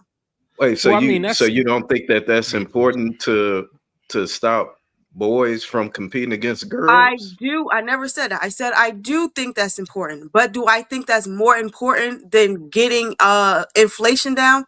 I do not think that. I You know also said that takes time. I I understand that, but you're not making an executive order to do things that matter. Instead, what you're doing is dismantling other things that has that can in order affect us, to get right? inflation down. I'm not, huh? I can't hear That you.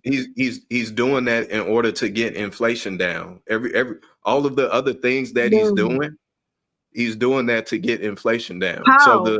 How is the getting rid of the pauses, So Department of look. so Education? the pauses that everybody was freaking out about with with the grants and with the welfare and all that other stuff, they did that so that they can check the books to see where the money is going, to make sure that, okay, these are legal immigrants that the Democrats for the past 4 years have been giving the money, in which aids in the inflation. That's everything that he's doing. Illegal So immigrants cannot get welfare. They can't get. Hold on. They are you serious? cannot. They What city? can't. Are you Hold on, y'all. serious? Ash, what They city are you can. in? They have Hold on, been Ash, giving what away. city? What I'm city? in. Hold on, y'all. Hold on. What city are you in? What city are you in, Ash? I'm in Newark, New Jersey. All right, so I'm not sure if that's a sanctuary city, but Chicago is where Yeah. Okay. Yeah. So it's most of not a us are, sanctuary right? city. So listen, when I tell Jersey you is It's right they were about out next to here New getting York. poverty. It's definitely a sanctuary when they city. out here Yeah. getting No, but they thousands can't on get. top of They can't come over thousands. here and get housing and stuff like that. New Jersey, they can't come over here and get that. They For was the doing most it in part. Chicago. They was They For was the doing doing it most here. part, it. yeah. No. Paid for it from the government. The government was giving them, putting it on the link cards. Okay. I'm saying they are giving so much money to them. We're not even talking about like hundreds of thousands. We're talking about millions of dollars. And the thing is, Chicago, this I money went to a isn't city hall coming from meeting. I'm nowhere. sorry, Ty. I went to a city hall meeting last year's time. I'm not making this up. At that time, Chicago was spending $450,000 a day on housing illegal immigrants. And where do you think that money comes from, Ash? Do you understand that you can Who be? you think It's That's coming not from us. that's not what I'm saying, right? It's So coming from us. when I said he's dismantling, right, things that he doesn't need to, right? When I was speaking about the Department of Education for one, right, which affects a lot of kids with disabilities and stuff like, yeah, he's doing that. And The a Department of lot of the Education, to Department be of Education, honest, right look at now the is education they trash. give Black people versus what they give white people. Maybe it needs to be something really done with the Yes, Department of it Education. is. The Department of Do you Education know is how? trash. Mm-mm. They Do you need to know be how? dismantled and rebuilt. I think Ash, do that you Look at know the Ash? thing in my Wait, kids' past. Ash, wait, I'm Ash, listening. Hold up. wait. I can only listen to one of Do, y'all at a time. do you know how many Black kids drop out of high school? See, Do you know again, what the rate is? I think that it is going by state because in New Jersey it actually got a lot better, and especially in Newark. My kids don't even go to public school, right? But their school is probably like one of the top 5 in the country. That's because they So Right. change their curriculum I because they're Right. think it's private. going Private schools by change their state. curriculum. So No, private you schools just choose their acknowledge. curriculum. When you're in public school, you don't. Wait down. So you just acknowledge that your kids don't go to a public school. They go to a private school They don't go to a where private school. They go to a charter school. So charter is not private, right? Is funded differently, but it can fall under the public umbrella, but it's not public, and then it's not charter at the same. I mean, it's not private at the same time. So it's just funded differently. Like they The have only difference is the private curriculum. investors. That's the only difference. The curriculum that y'all have compared to a public school. That's the only difference in your charter school. Come on now, Ash. You act like you're not aware. You making requests on certain things. Raise. You could your state level. That's on the state level. That's nothing to do with federal. Your state can raise up minimum wage. Do you understand that? Look, you need to worry about what's going on as far as your governor and your mayor and your aldermen. That's what you need to focus on, because those I issues you think we brought need up. to also focus on what the president is doing as well. So look, And like but I said, I want again, to I speak still on that. don't feel like that.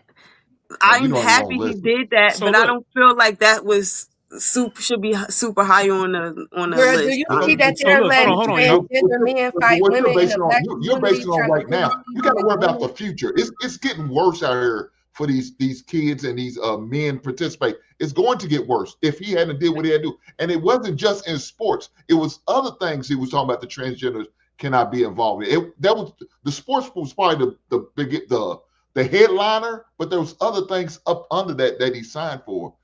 You need to educate yourself, sister. I real. said Look, I'm hold okay on. with. First of all, I said I'm okay with that. I never said I wasn't. Right. But you were making it seem as if I it's not. said no. I said I don't feel. I never said it wasn't a big deal because I said I agree. I think that there's other issues that needed to be taken on first before that. That's Like exactly what? what I just said. Our I just education. told you Well, guys look, that. hold on, y'all. Hold on. Look, Right. hold on. So you look, said he's been in office. you said inflation. Wait. Let's work this through with her at law. So you said inflation. We just pointed out exactly what he's doing to counter inflation. So what else needs to be done? So I said inflation, right? I said the fact that he's buying out a lot of these government official seats, right? That's what him and what is his name? Damn, Elon Musk just did, right? Elon. They're basically paying out these people for their seats, and he's gonna put people in office that agrees with everything he's saying. That's not good for nobody. That's I'm what paying. you heard on the news. What did you? Where That's you what hearing Trump your do. info? Wait, Acting like we don't know that's part of his where tip. is anybody?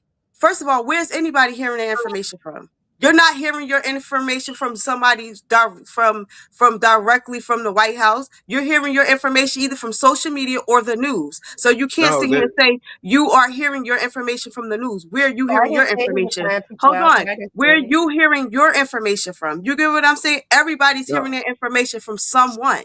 So hold on. So That information is the literally information is from not incorrect. That information is correct. that information is information literally from from the reliable White sources. House. Like you can watch C-SPAN. You don't have to get your information from social media or Fox News. You can watch C-SPAN. You can go directly to these people's websites and you can actually ascertain like facts and information as to what is going on. Some of us do that. I was in the military, so I'm subscribed to these people anyway. So you can get real known facts. A lot of us are not, especially the people that are informed. We are not getting our information from social media. Look, right. The Y'all only got thing to I you got to can also look. only- Hold on. Look, you got to look at it this way too. Buddy been in office, you know what I'm saying, for about a month now, almost a solid month. So what was it, yesterday? When did he get in office? The 9th, was it 19? All right, so not even a month. In that time, he signed 45 executive orders, right? So this one today is much further down the line, and that's also an all-encompassing type deal. He's attacking some of these issues that were really causing issues for every state of our government in our schools right now. You know what I mean? That's one of those things that they are teaching our children about these 25 different genders and all that. Strike that from the record. That's BS. You know what I'm saying? This is going along with that. Once he struck those off the record, now it's time for him to, all right, look, that school shit we've been talking about and all these different activities that we putting them boys up against girls, we getting rid of that too. I think this is just all down the line. It's been 45 of them in less than a month. Like, Buddy been working.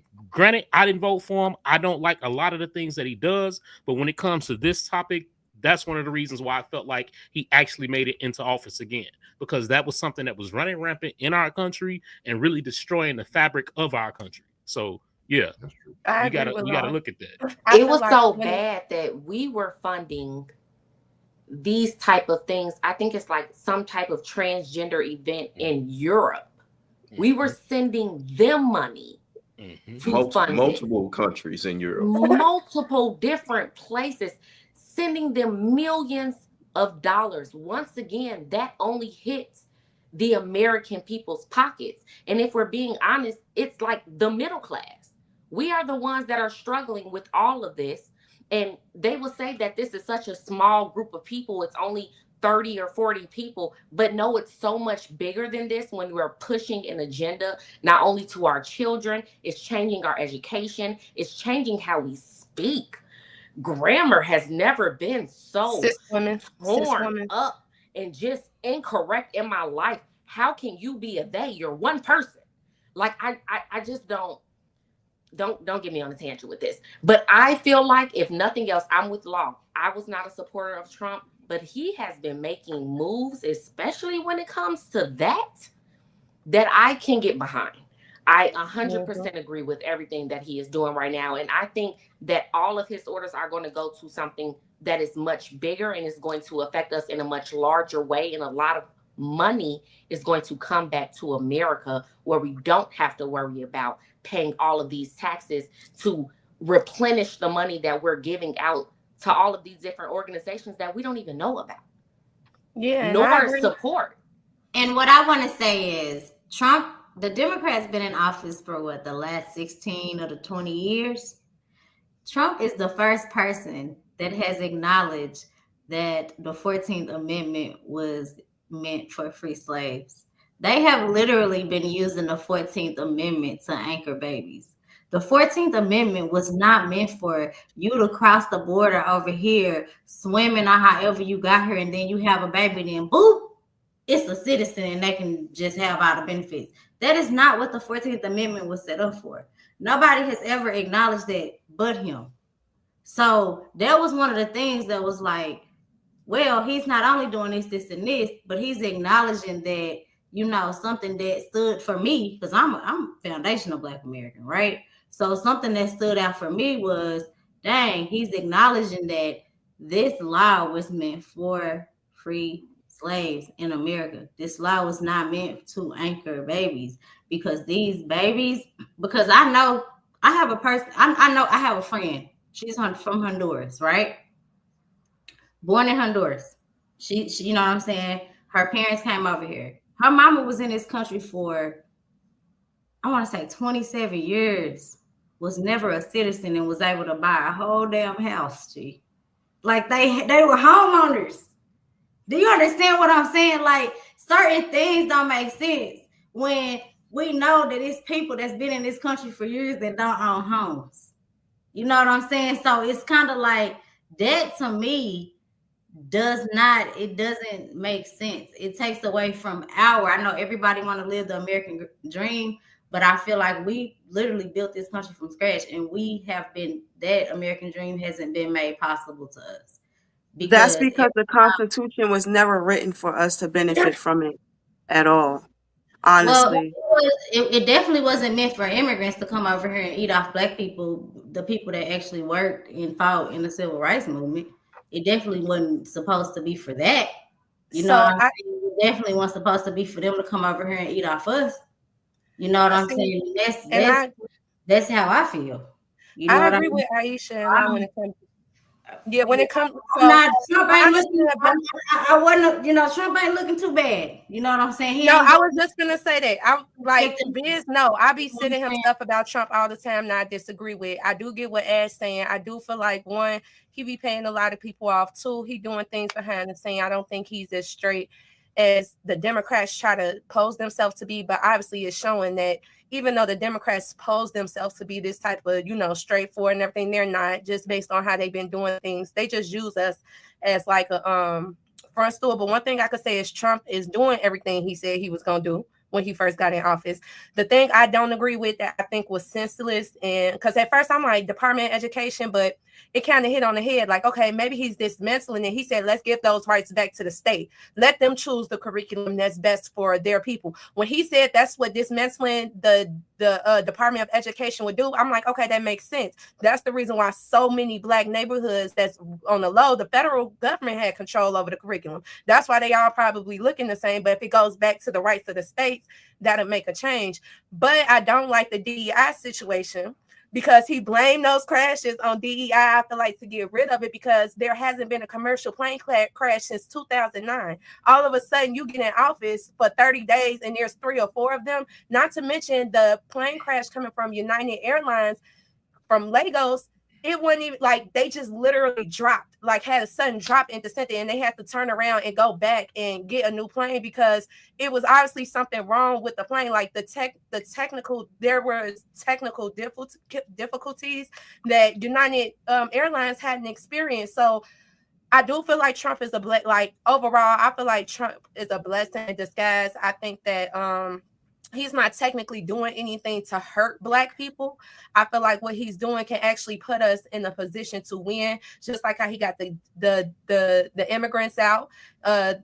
what he was doing for women. I don't know if y'all looking at what's being marketed to the younger black media, but they have trans women fighting women, and these women going up against him like, okay, you are a woman and it don't matter because like it's okay for them to do the same things we doing. They calling us cis women. It was just, I think everything was just getting to a point where it's like, okay, if we say we're gonna live under God, and I forgot what the quote is that's on the dollar, but in God we trust. Let's keep it. We have to go back to some old school ways, and I think Trump is bringing back the old school. And he knew he's like a lot like 50 Cent to me. He's gonna market to the audience that's gonna pay for his agenda. So he did. I feel like what he's doing is a business move. I don't feel like it's nothing against black people, but it's to make sure that the right people are supporting him. I want to say this, right? I don't mean no disrespect to anybody. When has any white government official ever did anything that makes that that put black people in a position, right, to allow us to win? Anytime black people, right, we can go look at the Tesla, the wait a minute, hold up, Viv, I just started talking, right? When we look at the Tesla Oklahoma bombing, right? Anytime we start to build and create our own economics, and build ourselves up to wealth, the white government, right, the same government that you guys are so easily willing to trust because they're doing a certain amount of things. Nope. I'm not a Democrat and I'm not a Republican either, right? But I'm smart enough to understand and look at the history of how America is. They have never put in place a foundation for black people to benefit in a way for us to win. What they have done, even in our communities, right? When it came to them giving us vaccines, right? Those vaccines weren't to help us. They came in our community saying, "Hey, we're going to help you. We're going to see this. You got the whole time it was making us sick. When it comes to our food, when it comes to putting us in what is called the projects, you guys know why the projects is called the projects, right? All of these type of things. And then they just discovered something called epigenetics, right? Where it's literally, they just found out that you inherit trauma through your DNA, right? And it literally changed the I'm trying to find the right word. It literally changes your DNA and it makes it malfunction. So the fact that you guys are just so trusting of this government, right, because they're doing certain things. No, he also picked one of I think it was the governor of Florida, the same type of man that has shown so many times that he's super racist and prejudiced towards black people, where he has been removing black history from the school curriculum. They do not want that. So it's just kind of like, I get it. I Wait, hold on, understand that, but at the same time, it's like, no, hold on, Aisha. Oh, they racist. Wait, Aisha, hold on. They are racist on both sides. All right.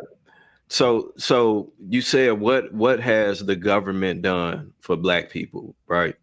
So first off, we can easily just point out the Civil Rights Act. That's clear and evident. We forfeit that.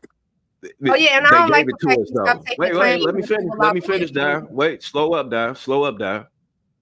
But they gave us that, right? So you just saying, what did they do? That's one thing. Another thing that I can speak on personally, I was a convicted felon for 12 years in the Illinois Supreme Court, which more than likely has white people on it, a good amount of white people on it, said that ruling was unconstitutional. So now I, as well as many other black men that was in the same exact boat that I was in, now have a second chance, right? So you bring up the Tulsa thing. Absolutely. We can bring up so many examples in the past, but the fact of the matter is now is that we have so many striving black communities all throughout America that is growing, is strong, is powerful. We have so many Black people, Black women in government. The problem is, and you pointed out the vaccines, and I'm glad you pointed out the vaccines. This last administration, they were pushing the COVID vaccine on Black people so hard, to the point where they had Juvenile remake one of the most influential and known songs Vax that ass up. in Black community, in the Black community, telling Black people to go get the vaccine. They were making ads in songs saying, "Oh, if ladies, if he don't have a vaccine, don't give him no pussy." But What I'm saying is, no, let me finish. I'll let you talk. So all of what you're saying, I agree with.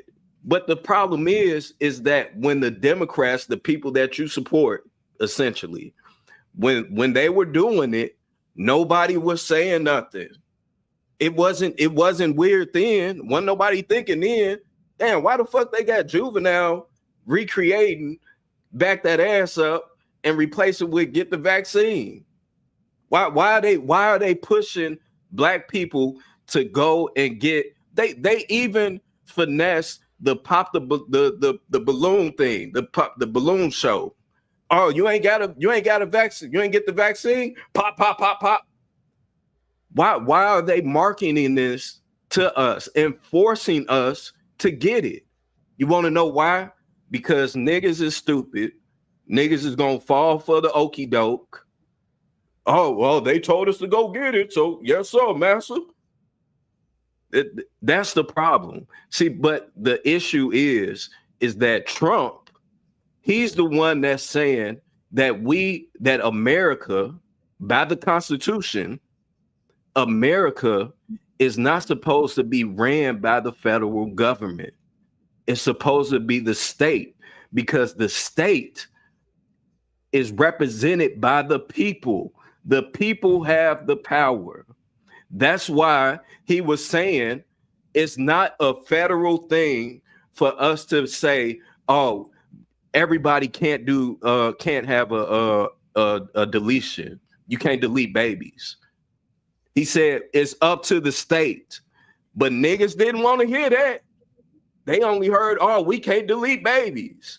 If you want to delete a baby, go vote for it.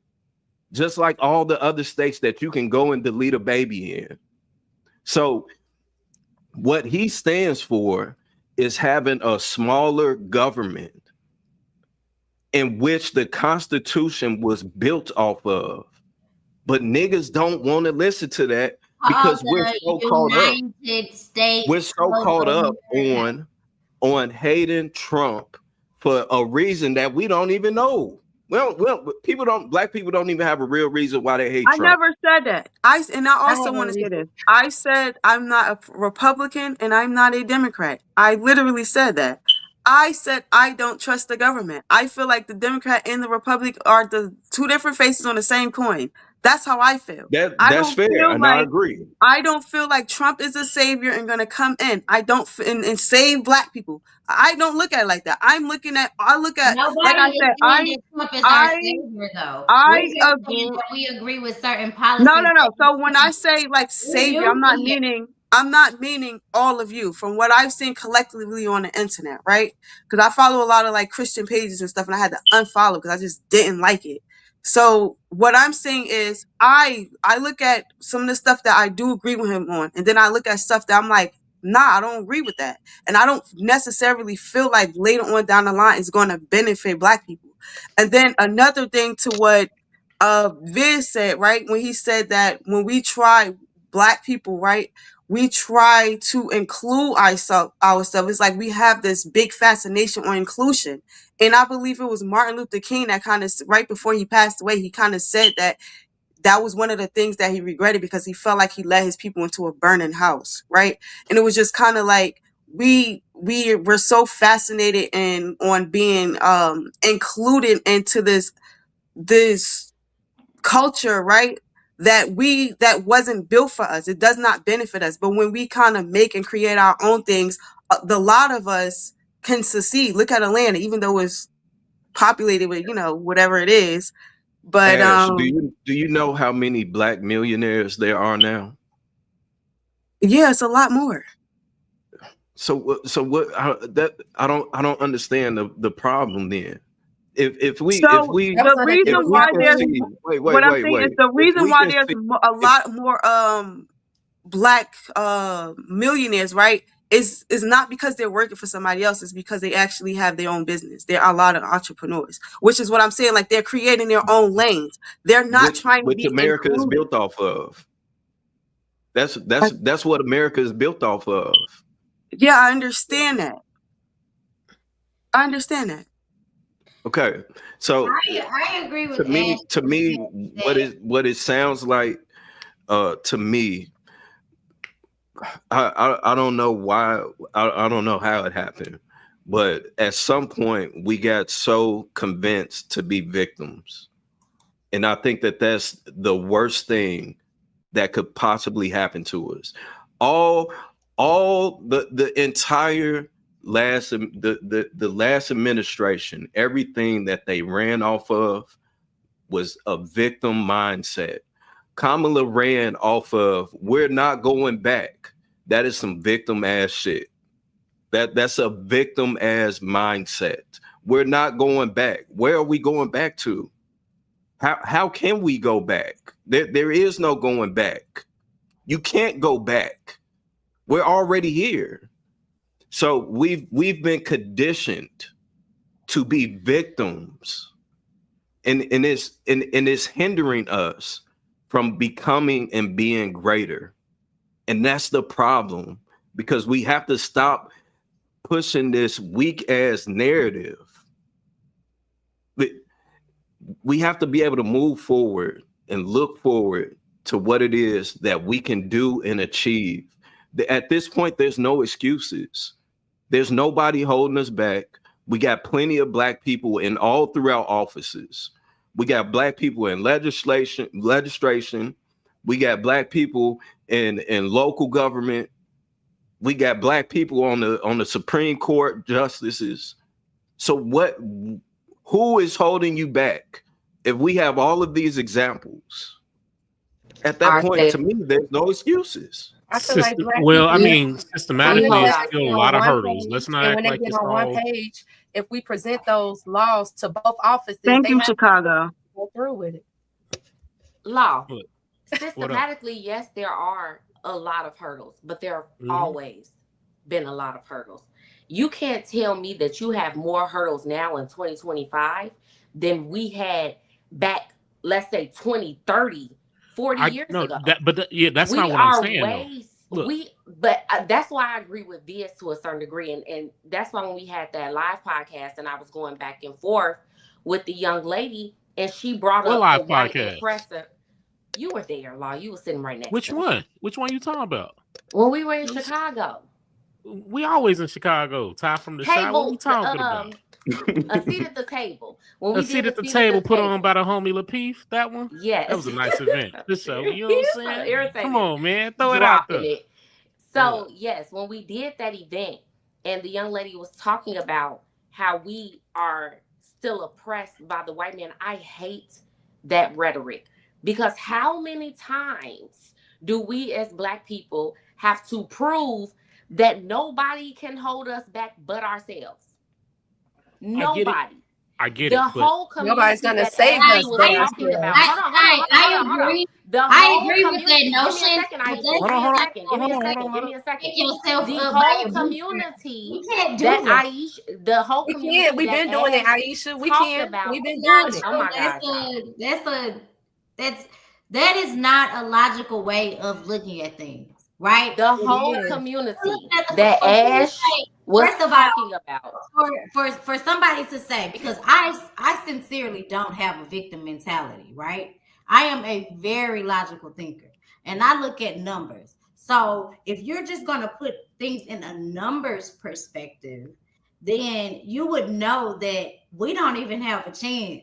You know what I'm saying? So to even say like, oh, we're putting ourselves in this victim mentality, that's not true. Because technically they are light years ahead of us. So nobody's saying we're being victims, but we just can't negate or Reality. oh my God, we should be doing this. Oh, Yes. the reality. We The live re- in a reality Hold on, right hold on. now where How a black are they woman light years is a ahead of us? millionaire. Black They I, can How be are hold on. they I light get. years Hold ahead on. of us? I'll give you They how they're can light be years ahead. light years ahead. That's fine. Yeah, But light years every ahead because we single steadily looking time, for them to every help. single time black people Nobody's have looking for proven help. that no matter how far ahead anyone is ahead of us, if we decide that we want to accomplish something, we want to become something, we want to start a business, become a millionaire, become a billionaire, whatever that is, we're going to accomplish it. The only thing that holds black people back is black people. The only thing that holds us back from accomplishing what we want to accomplish is black people. We once had a man that was a slave who could not read. They wouldn't even allow him to open books.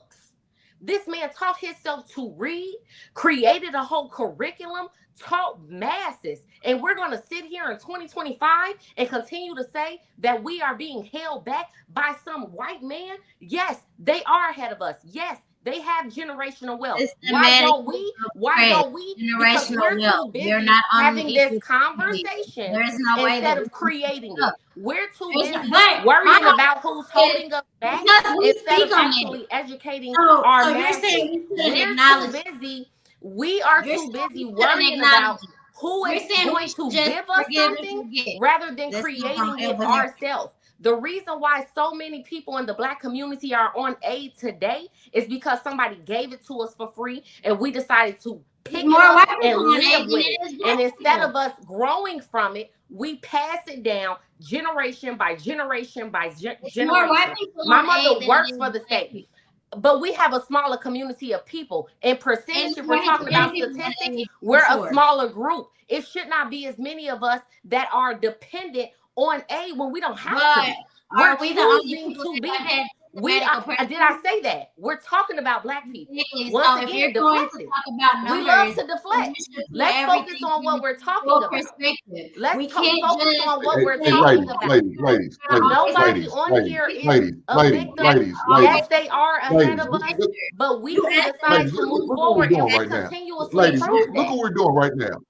We continuously prove it. Enough to listen, to stop to listen to one another. No, because you keep cutting people off. Aisha, hold on. Come on now, I couldn't get my comment. Aisha, give me a second. We can't even respect each other enough to give each other enough time to land our thoughts. How the hell we gonna ever overcome anything like that? White man ain't gotta do shit no more. He sit back and just watch us act a goddamn fool. He ain't gotta do shit. He sit back laugh. We ain't gotta do nothing. These Negroes don't know how to act. They can't even get along enough to at least let each other finish. We just start talking to each other. The audience can't understand it. Nobody can. So how about we respect enough to lead, be an example of what we're trying to do and give each other some grace? Can we do that, ladies? Right on.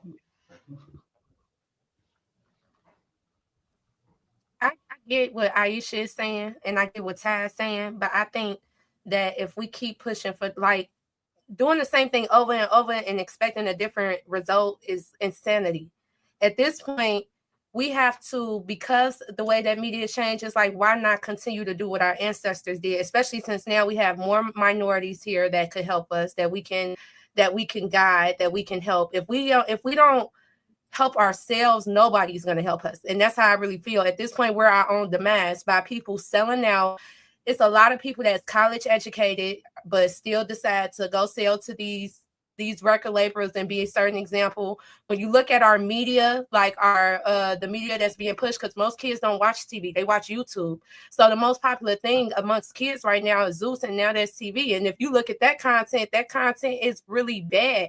And it's like when it comes down to white people, they're not going to allow that type of content to constantly be published. They're going to go to their lawmakers. They're going to do what they're supposed to do. They're going to come together and be like, hey, I don't want this. And they're going to keep pushing and keep pushing and keep pushing until it's taken down. But you don't see the violence against themselves as much as you see the black violence in the neighborhood. I do understand what got us here. I do understand conditioning. I understand all of that. But when a lot of people above us are being bought out, that's what's continuing to hurt our communities. We all have to come together and say, these shoes not going to be important no more. These certain clothes is not going to be important no more. This is not going to determine my value and who I am. And then we also have to stop putting prideful, like the men that's being praised, especially that's like pushed to the younger generation. We have to change that. We have to change who our leaders are and who's influencing our kids the most, because like I said on the previous podcast, it's not the people we want to influence our kids. My daughter know about Jasmine Crockett, but most of the kids in her school know about Natalie Nunn before they know about Jasmine Crockett and women with actual quality education. And like I said, I'm kind of still in the hood, you know what I'm saying? So I see what's keeping us down and the conditioning that was brought upon us, but we can't expect people who put us here to help us get out. Look, before I get up out of here, Joe, I want to go ahead and just kind of touch on why I do disagree with Viz on some points on that. Y'all got to remember, look, in order to get ahead, you need equity. You need some type of financial backing, right? You know what I'm saying? We were purposely held out of that said financial backing. So we are starting off behind the 8 ball as a whole, right? So we have to claw tooth and nail a bit harder than anybody else. Now, I'm not saying that's why we can say they have leagues ahead of us. Right now, we talked about it in King Talk maybe last Tuesday, right? I put up a graphic of this lady, older white lady, lost over 800 properties in Chicago alone, right? Because she had to file bankruptcy. How do you think she got those 800 properties? It wasn't from hard work and perseverance. She didn't pull herself up by her bootstraps. It was given to her. You know what I'm saying? So it's like none of us can honestly say any of that was given to us. So that's why it's a very different ball game. You know what I'm saying? There's nobody that's going to say, hold on. Look, those properties can we go buy them? We can now, but here's the thing, Viz. So what's the problem then, bro? Hold on, Viz. Go ahead. My bad. Who has that capital already? You know what I'm saying? You didn't have the capital from the inheritance. You didn't have the capital from the land that your people had, you know what I'm saying, and gave down to you. You dig what I'm saying? So it's not an even playing field. I can't turn around and take an inheritance and go buy those 800 properties or buy 7 of them. You know what I'm saying? Because it's a different ball game. We were put behind the 8 ball. So I do got to ride. I wanted to kind of throw that out there, but go ahead, y'all. How many on this panel, how many of us know a real estate agent or somebody that owns real estate property? Everybody. So again, if I understand what you're saying, I get it, I agree, but that's the past, bro. Right now, what can we do right now? If we all know somebody that owns at least one property, and I know a couple people that own a few properties. Mm-hmm. So what's the excuse at that point? If we just saw the list, you shared the list. Mm-hmm. You said it's 800 properties on there. I'm saying the capital to buy them though, bro.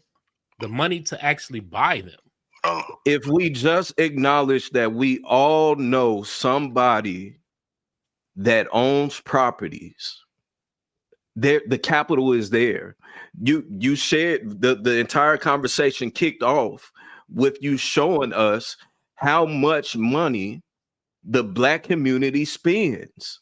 So just imagine if we invested those trillions of dollars into real estate. But guess what? Instead, we want to talk about what happened in the past. Fuck what happened in the past. We're right now in the present. All that we could do is move forward. But bro, we talked about real quick before I get up out of here. Bro, we talked about also how we know 90% of the Black income goes to living expenses. We don't. You're Most of us. giving us Hold on, more wait. excuses, bro. It's not an excuse. It's actually a fact, bro. You know good and well. If you pay your car insurance, who does that go to? Does that go to a black-owned business? No. If you pay your car note, does that go to a black-owned business? No. When you pay your mortgage, does that go to a black-owned business? No. So after that, you have maybe 30-40% of your check left. Are you gonna go to a black-owned grocery store? How many of those are there? A gas station. How many black-owned gas stations are there? Come on, bro. It's not by choice that our money is spent elsewhere. You know what I'm saying? It's really just the financial strain that we're in. Can we agree that we have to, the only way to accumulate wealth is by taking steps, correct? You got to take baby steps to it, right? So if we all know as grown adults, we all know real estate agents, people that own properties, owning land is one of the most beneficial things that you can own. So we don't have insurance companies. There are some out there. There are some out there. It's insurance agencies. I'm saying companies, like the name of the company. There has to be some insurance companies out there, bro. The same way that there are banks out there as well.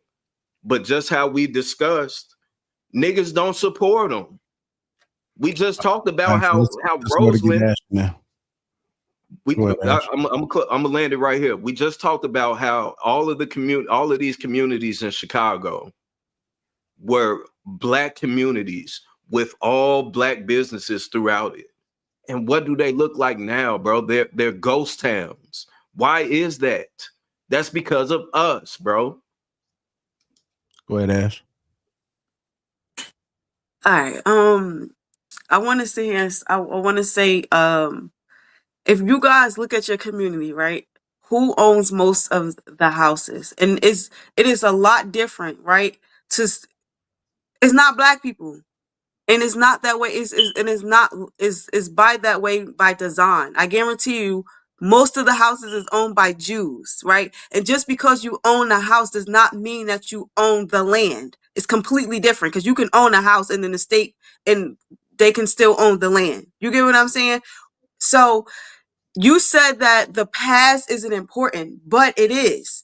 Because if you know your history, you know what to look out for. You'll see that they playing the same exact game. So back in slavery time, right? What they would do is they would have like a little lottery thing where they will make only a certain amount of slaves free, which will give them the hope of, oh, maybe one day I can be free. Give them a little bit of contentment. That's exactly what they're doing now, right? You see some millionaires, right? You see, which gives the idea that, okay, maybe one day I could be a millionaire too. But guess what? You're a millionaire, but you don't own anything. You don't own anything. It's millionaire. What I'm saying is you don't own anything as far as like actually having ownership, right?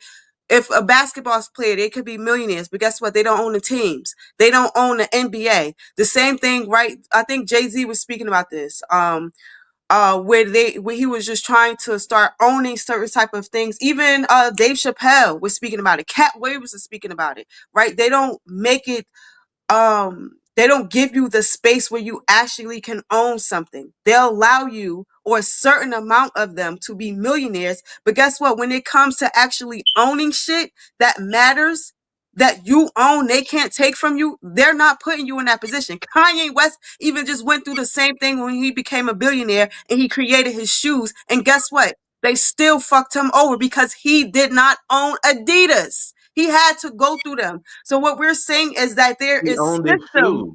There What are are you talking hold about, up. Ash? I'm almost done. There are systems placed where, yeah, they allow a little bit of us a little bit of financial freedom, but there is still a matrix. My time is up. That's all I wanted to say. Ash. No, hold on. Let's go to Ty. Go ahead, Ty. The man owns Yeezys. I completely understand that history does play into our reality, right? It has something to do with what we go through now. But I feel like we tend to focus on the parts of history that keeps us oppressed instead of focusing on all of the parts of history that shows that we prevail regardless. Also, during slavery, there were slaves who were given their land for a penny because their masters were afraid and ran away. So they owned that land for a penny. White people came over and decided to give them money for the land. And because Black people didn't know about money, we were uneducated. We took the money and gave up the land. That is something we still do today when there is no excuse for it. There's too much out there to be educated on. We decide to not educate ourselves or to not take in the information and take advantage of it.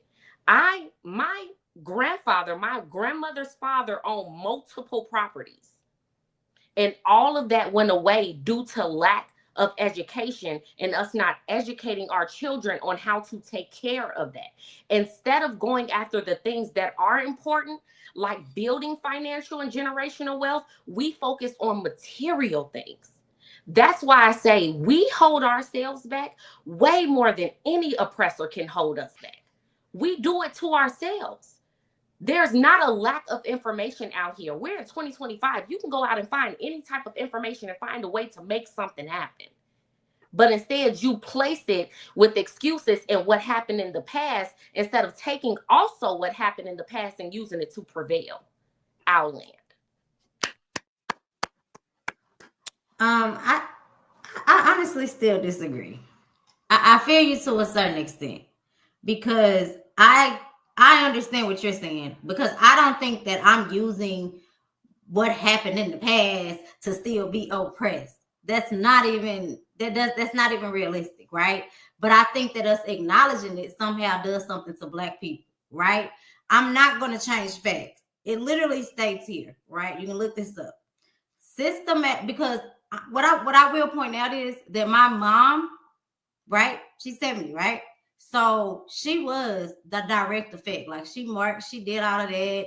She was with Opal in Fort Worth. They marched back then for Juneteenth way back in the day, right? So my mom is a rider, right? So I grew up around riders, right? But my mama honestly understood systematic oppression. She always told me, my grandmother was born in 1925, and what she told me was, we never wanted to be mixed in with the white people. We just wanted the same opportunities.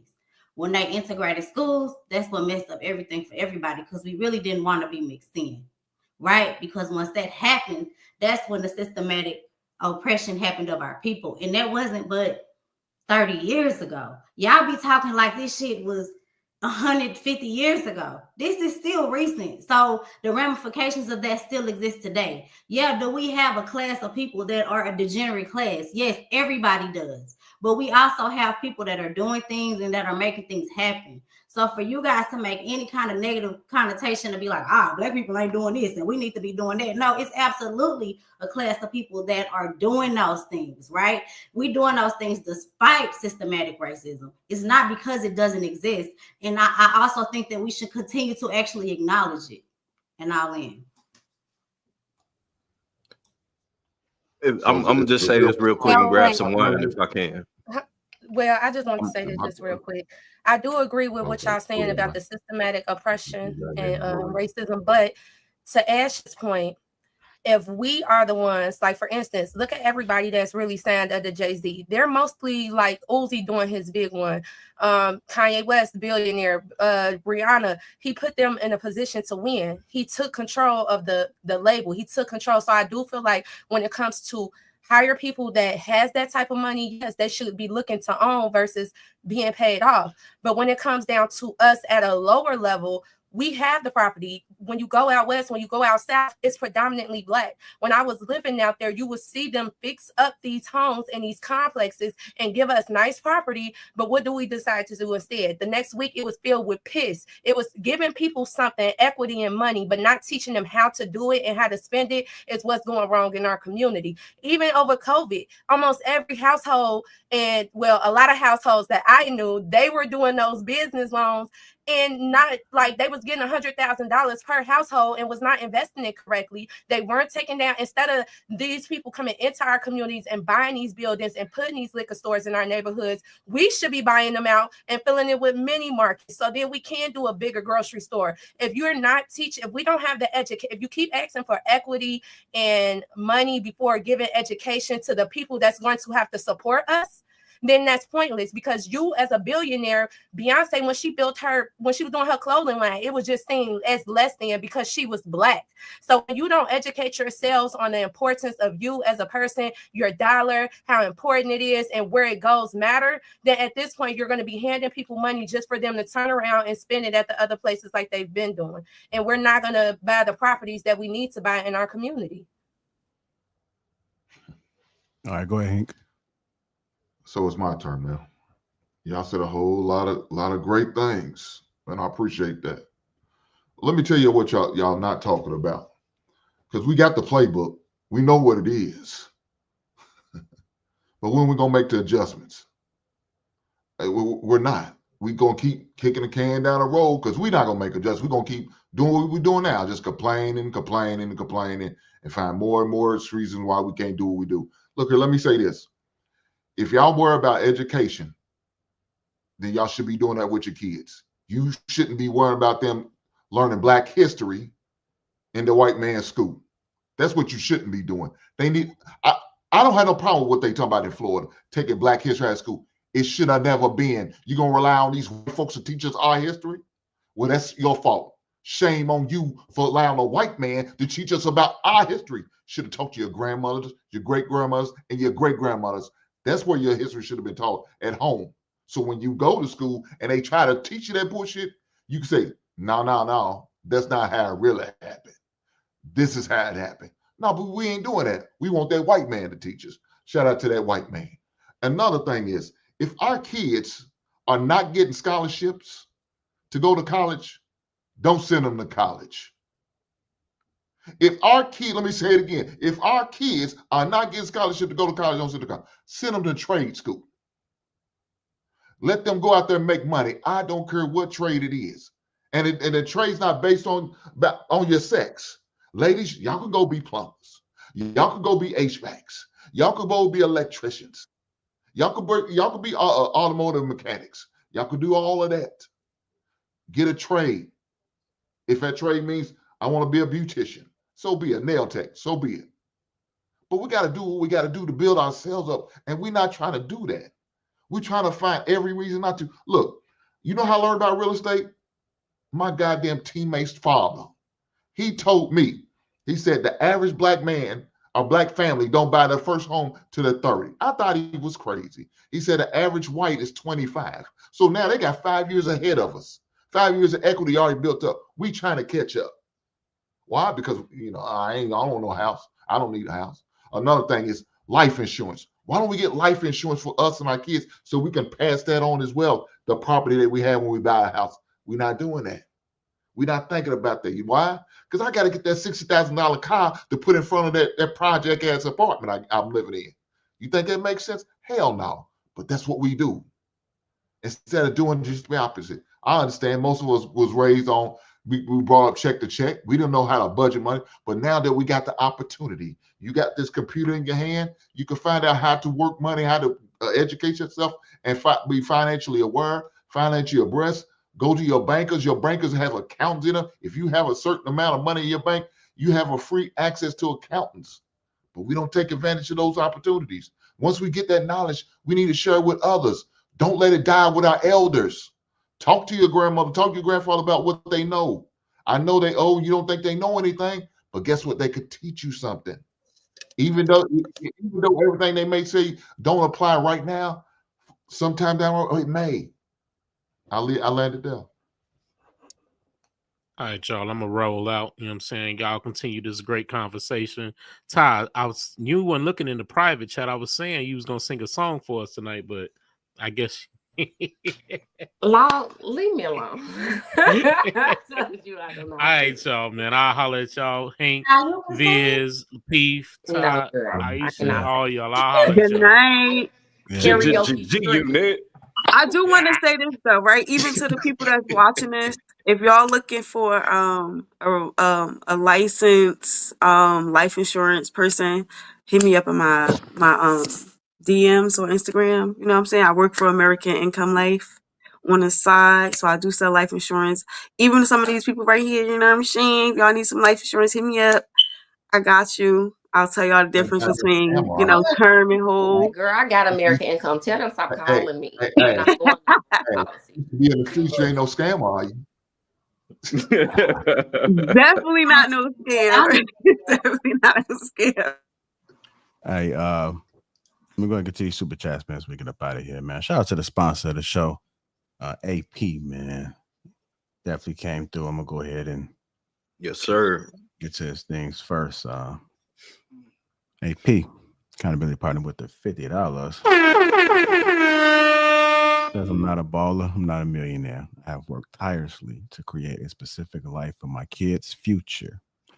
This is all for them. I decided to not make excuses, take advantage of all opportunities. It's out here, y'all. Hink is cooking. AP again. Ty's point is to quit making excuses for bad choices. Personal story. I lived in the projects with a single mom for most of my childhood. Now I own 19 acres and I seek out Black-owned businesses to make no excuses nor finger pointing. AP again with the $10 says, as for what has the government done to grow the Black community, all we have to do is go back to the opportunity zones. The problem is we Black folks didn't take advantage. That's on us, not them.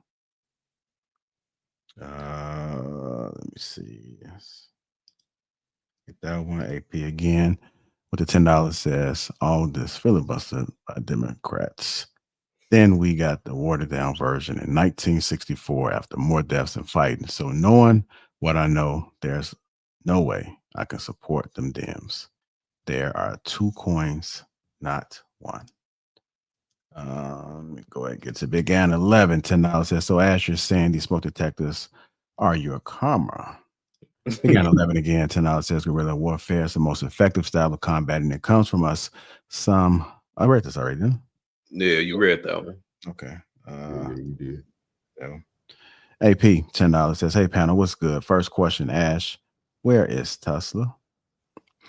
And when was it bombed? Viz, there's a history on the Civil Rights Act. More to come, but salute to the panel. AP, $20 says, first Civil Rights Act of 1866. That was the foundation for the 14th Amendment. In 1959, 1960, 1961, the Republicans authored more comprehensive versions of a Civil Rights Act that gave more rights and clarity for POC. Let's welcome the YouTube member. Welcome to the P family. Ronald for the $5 super sticker. Thank you. AP. $5 says, Ty. Keep cooking it up, sis. So many great points. We blame everyone else. Now Hink speaking on it. Strong arm emoji. Tracks $2 says, Anonymous Ash got a victim mindset. And lastly, Tracks again, $5 says, if systematic oppression is so bad, then why do Black immigrants do better than American Blacks? They have a language disadvantage and still do better. I want to thank everybody who has contributed to the platform. Again, welcome to the P family, Dino. And shout out to the sponsor of the show, AP, the accountability partner. Make sure y'all give everybody a follow on the panel. Check out all the amazing things they have going on.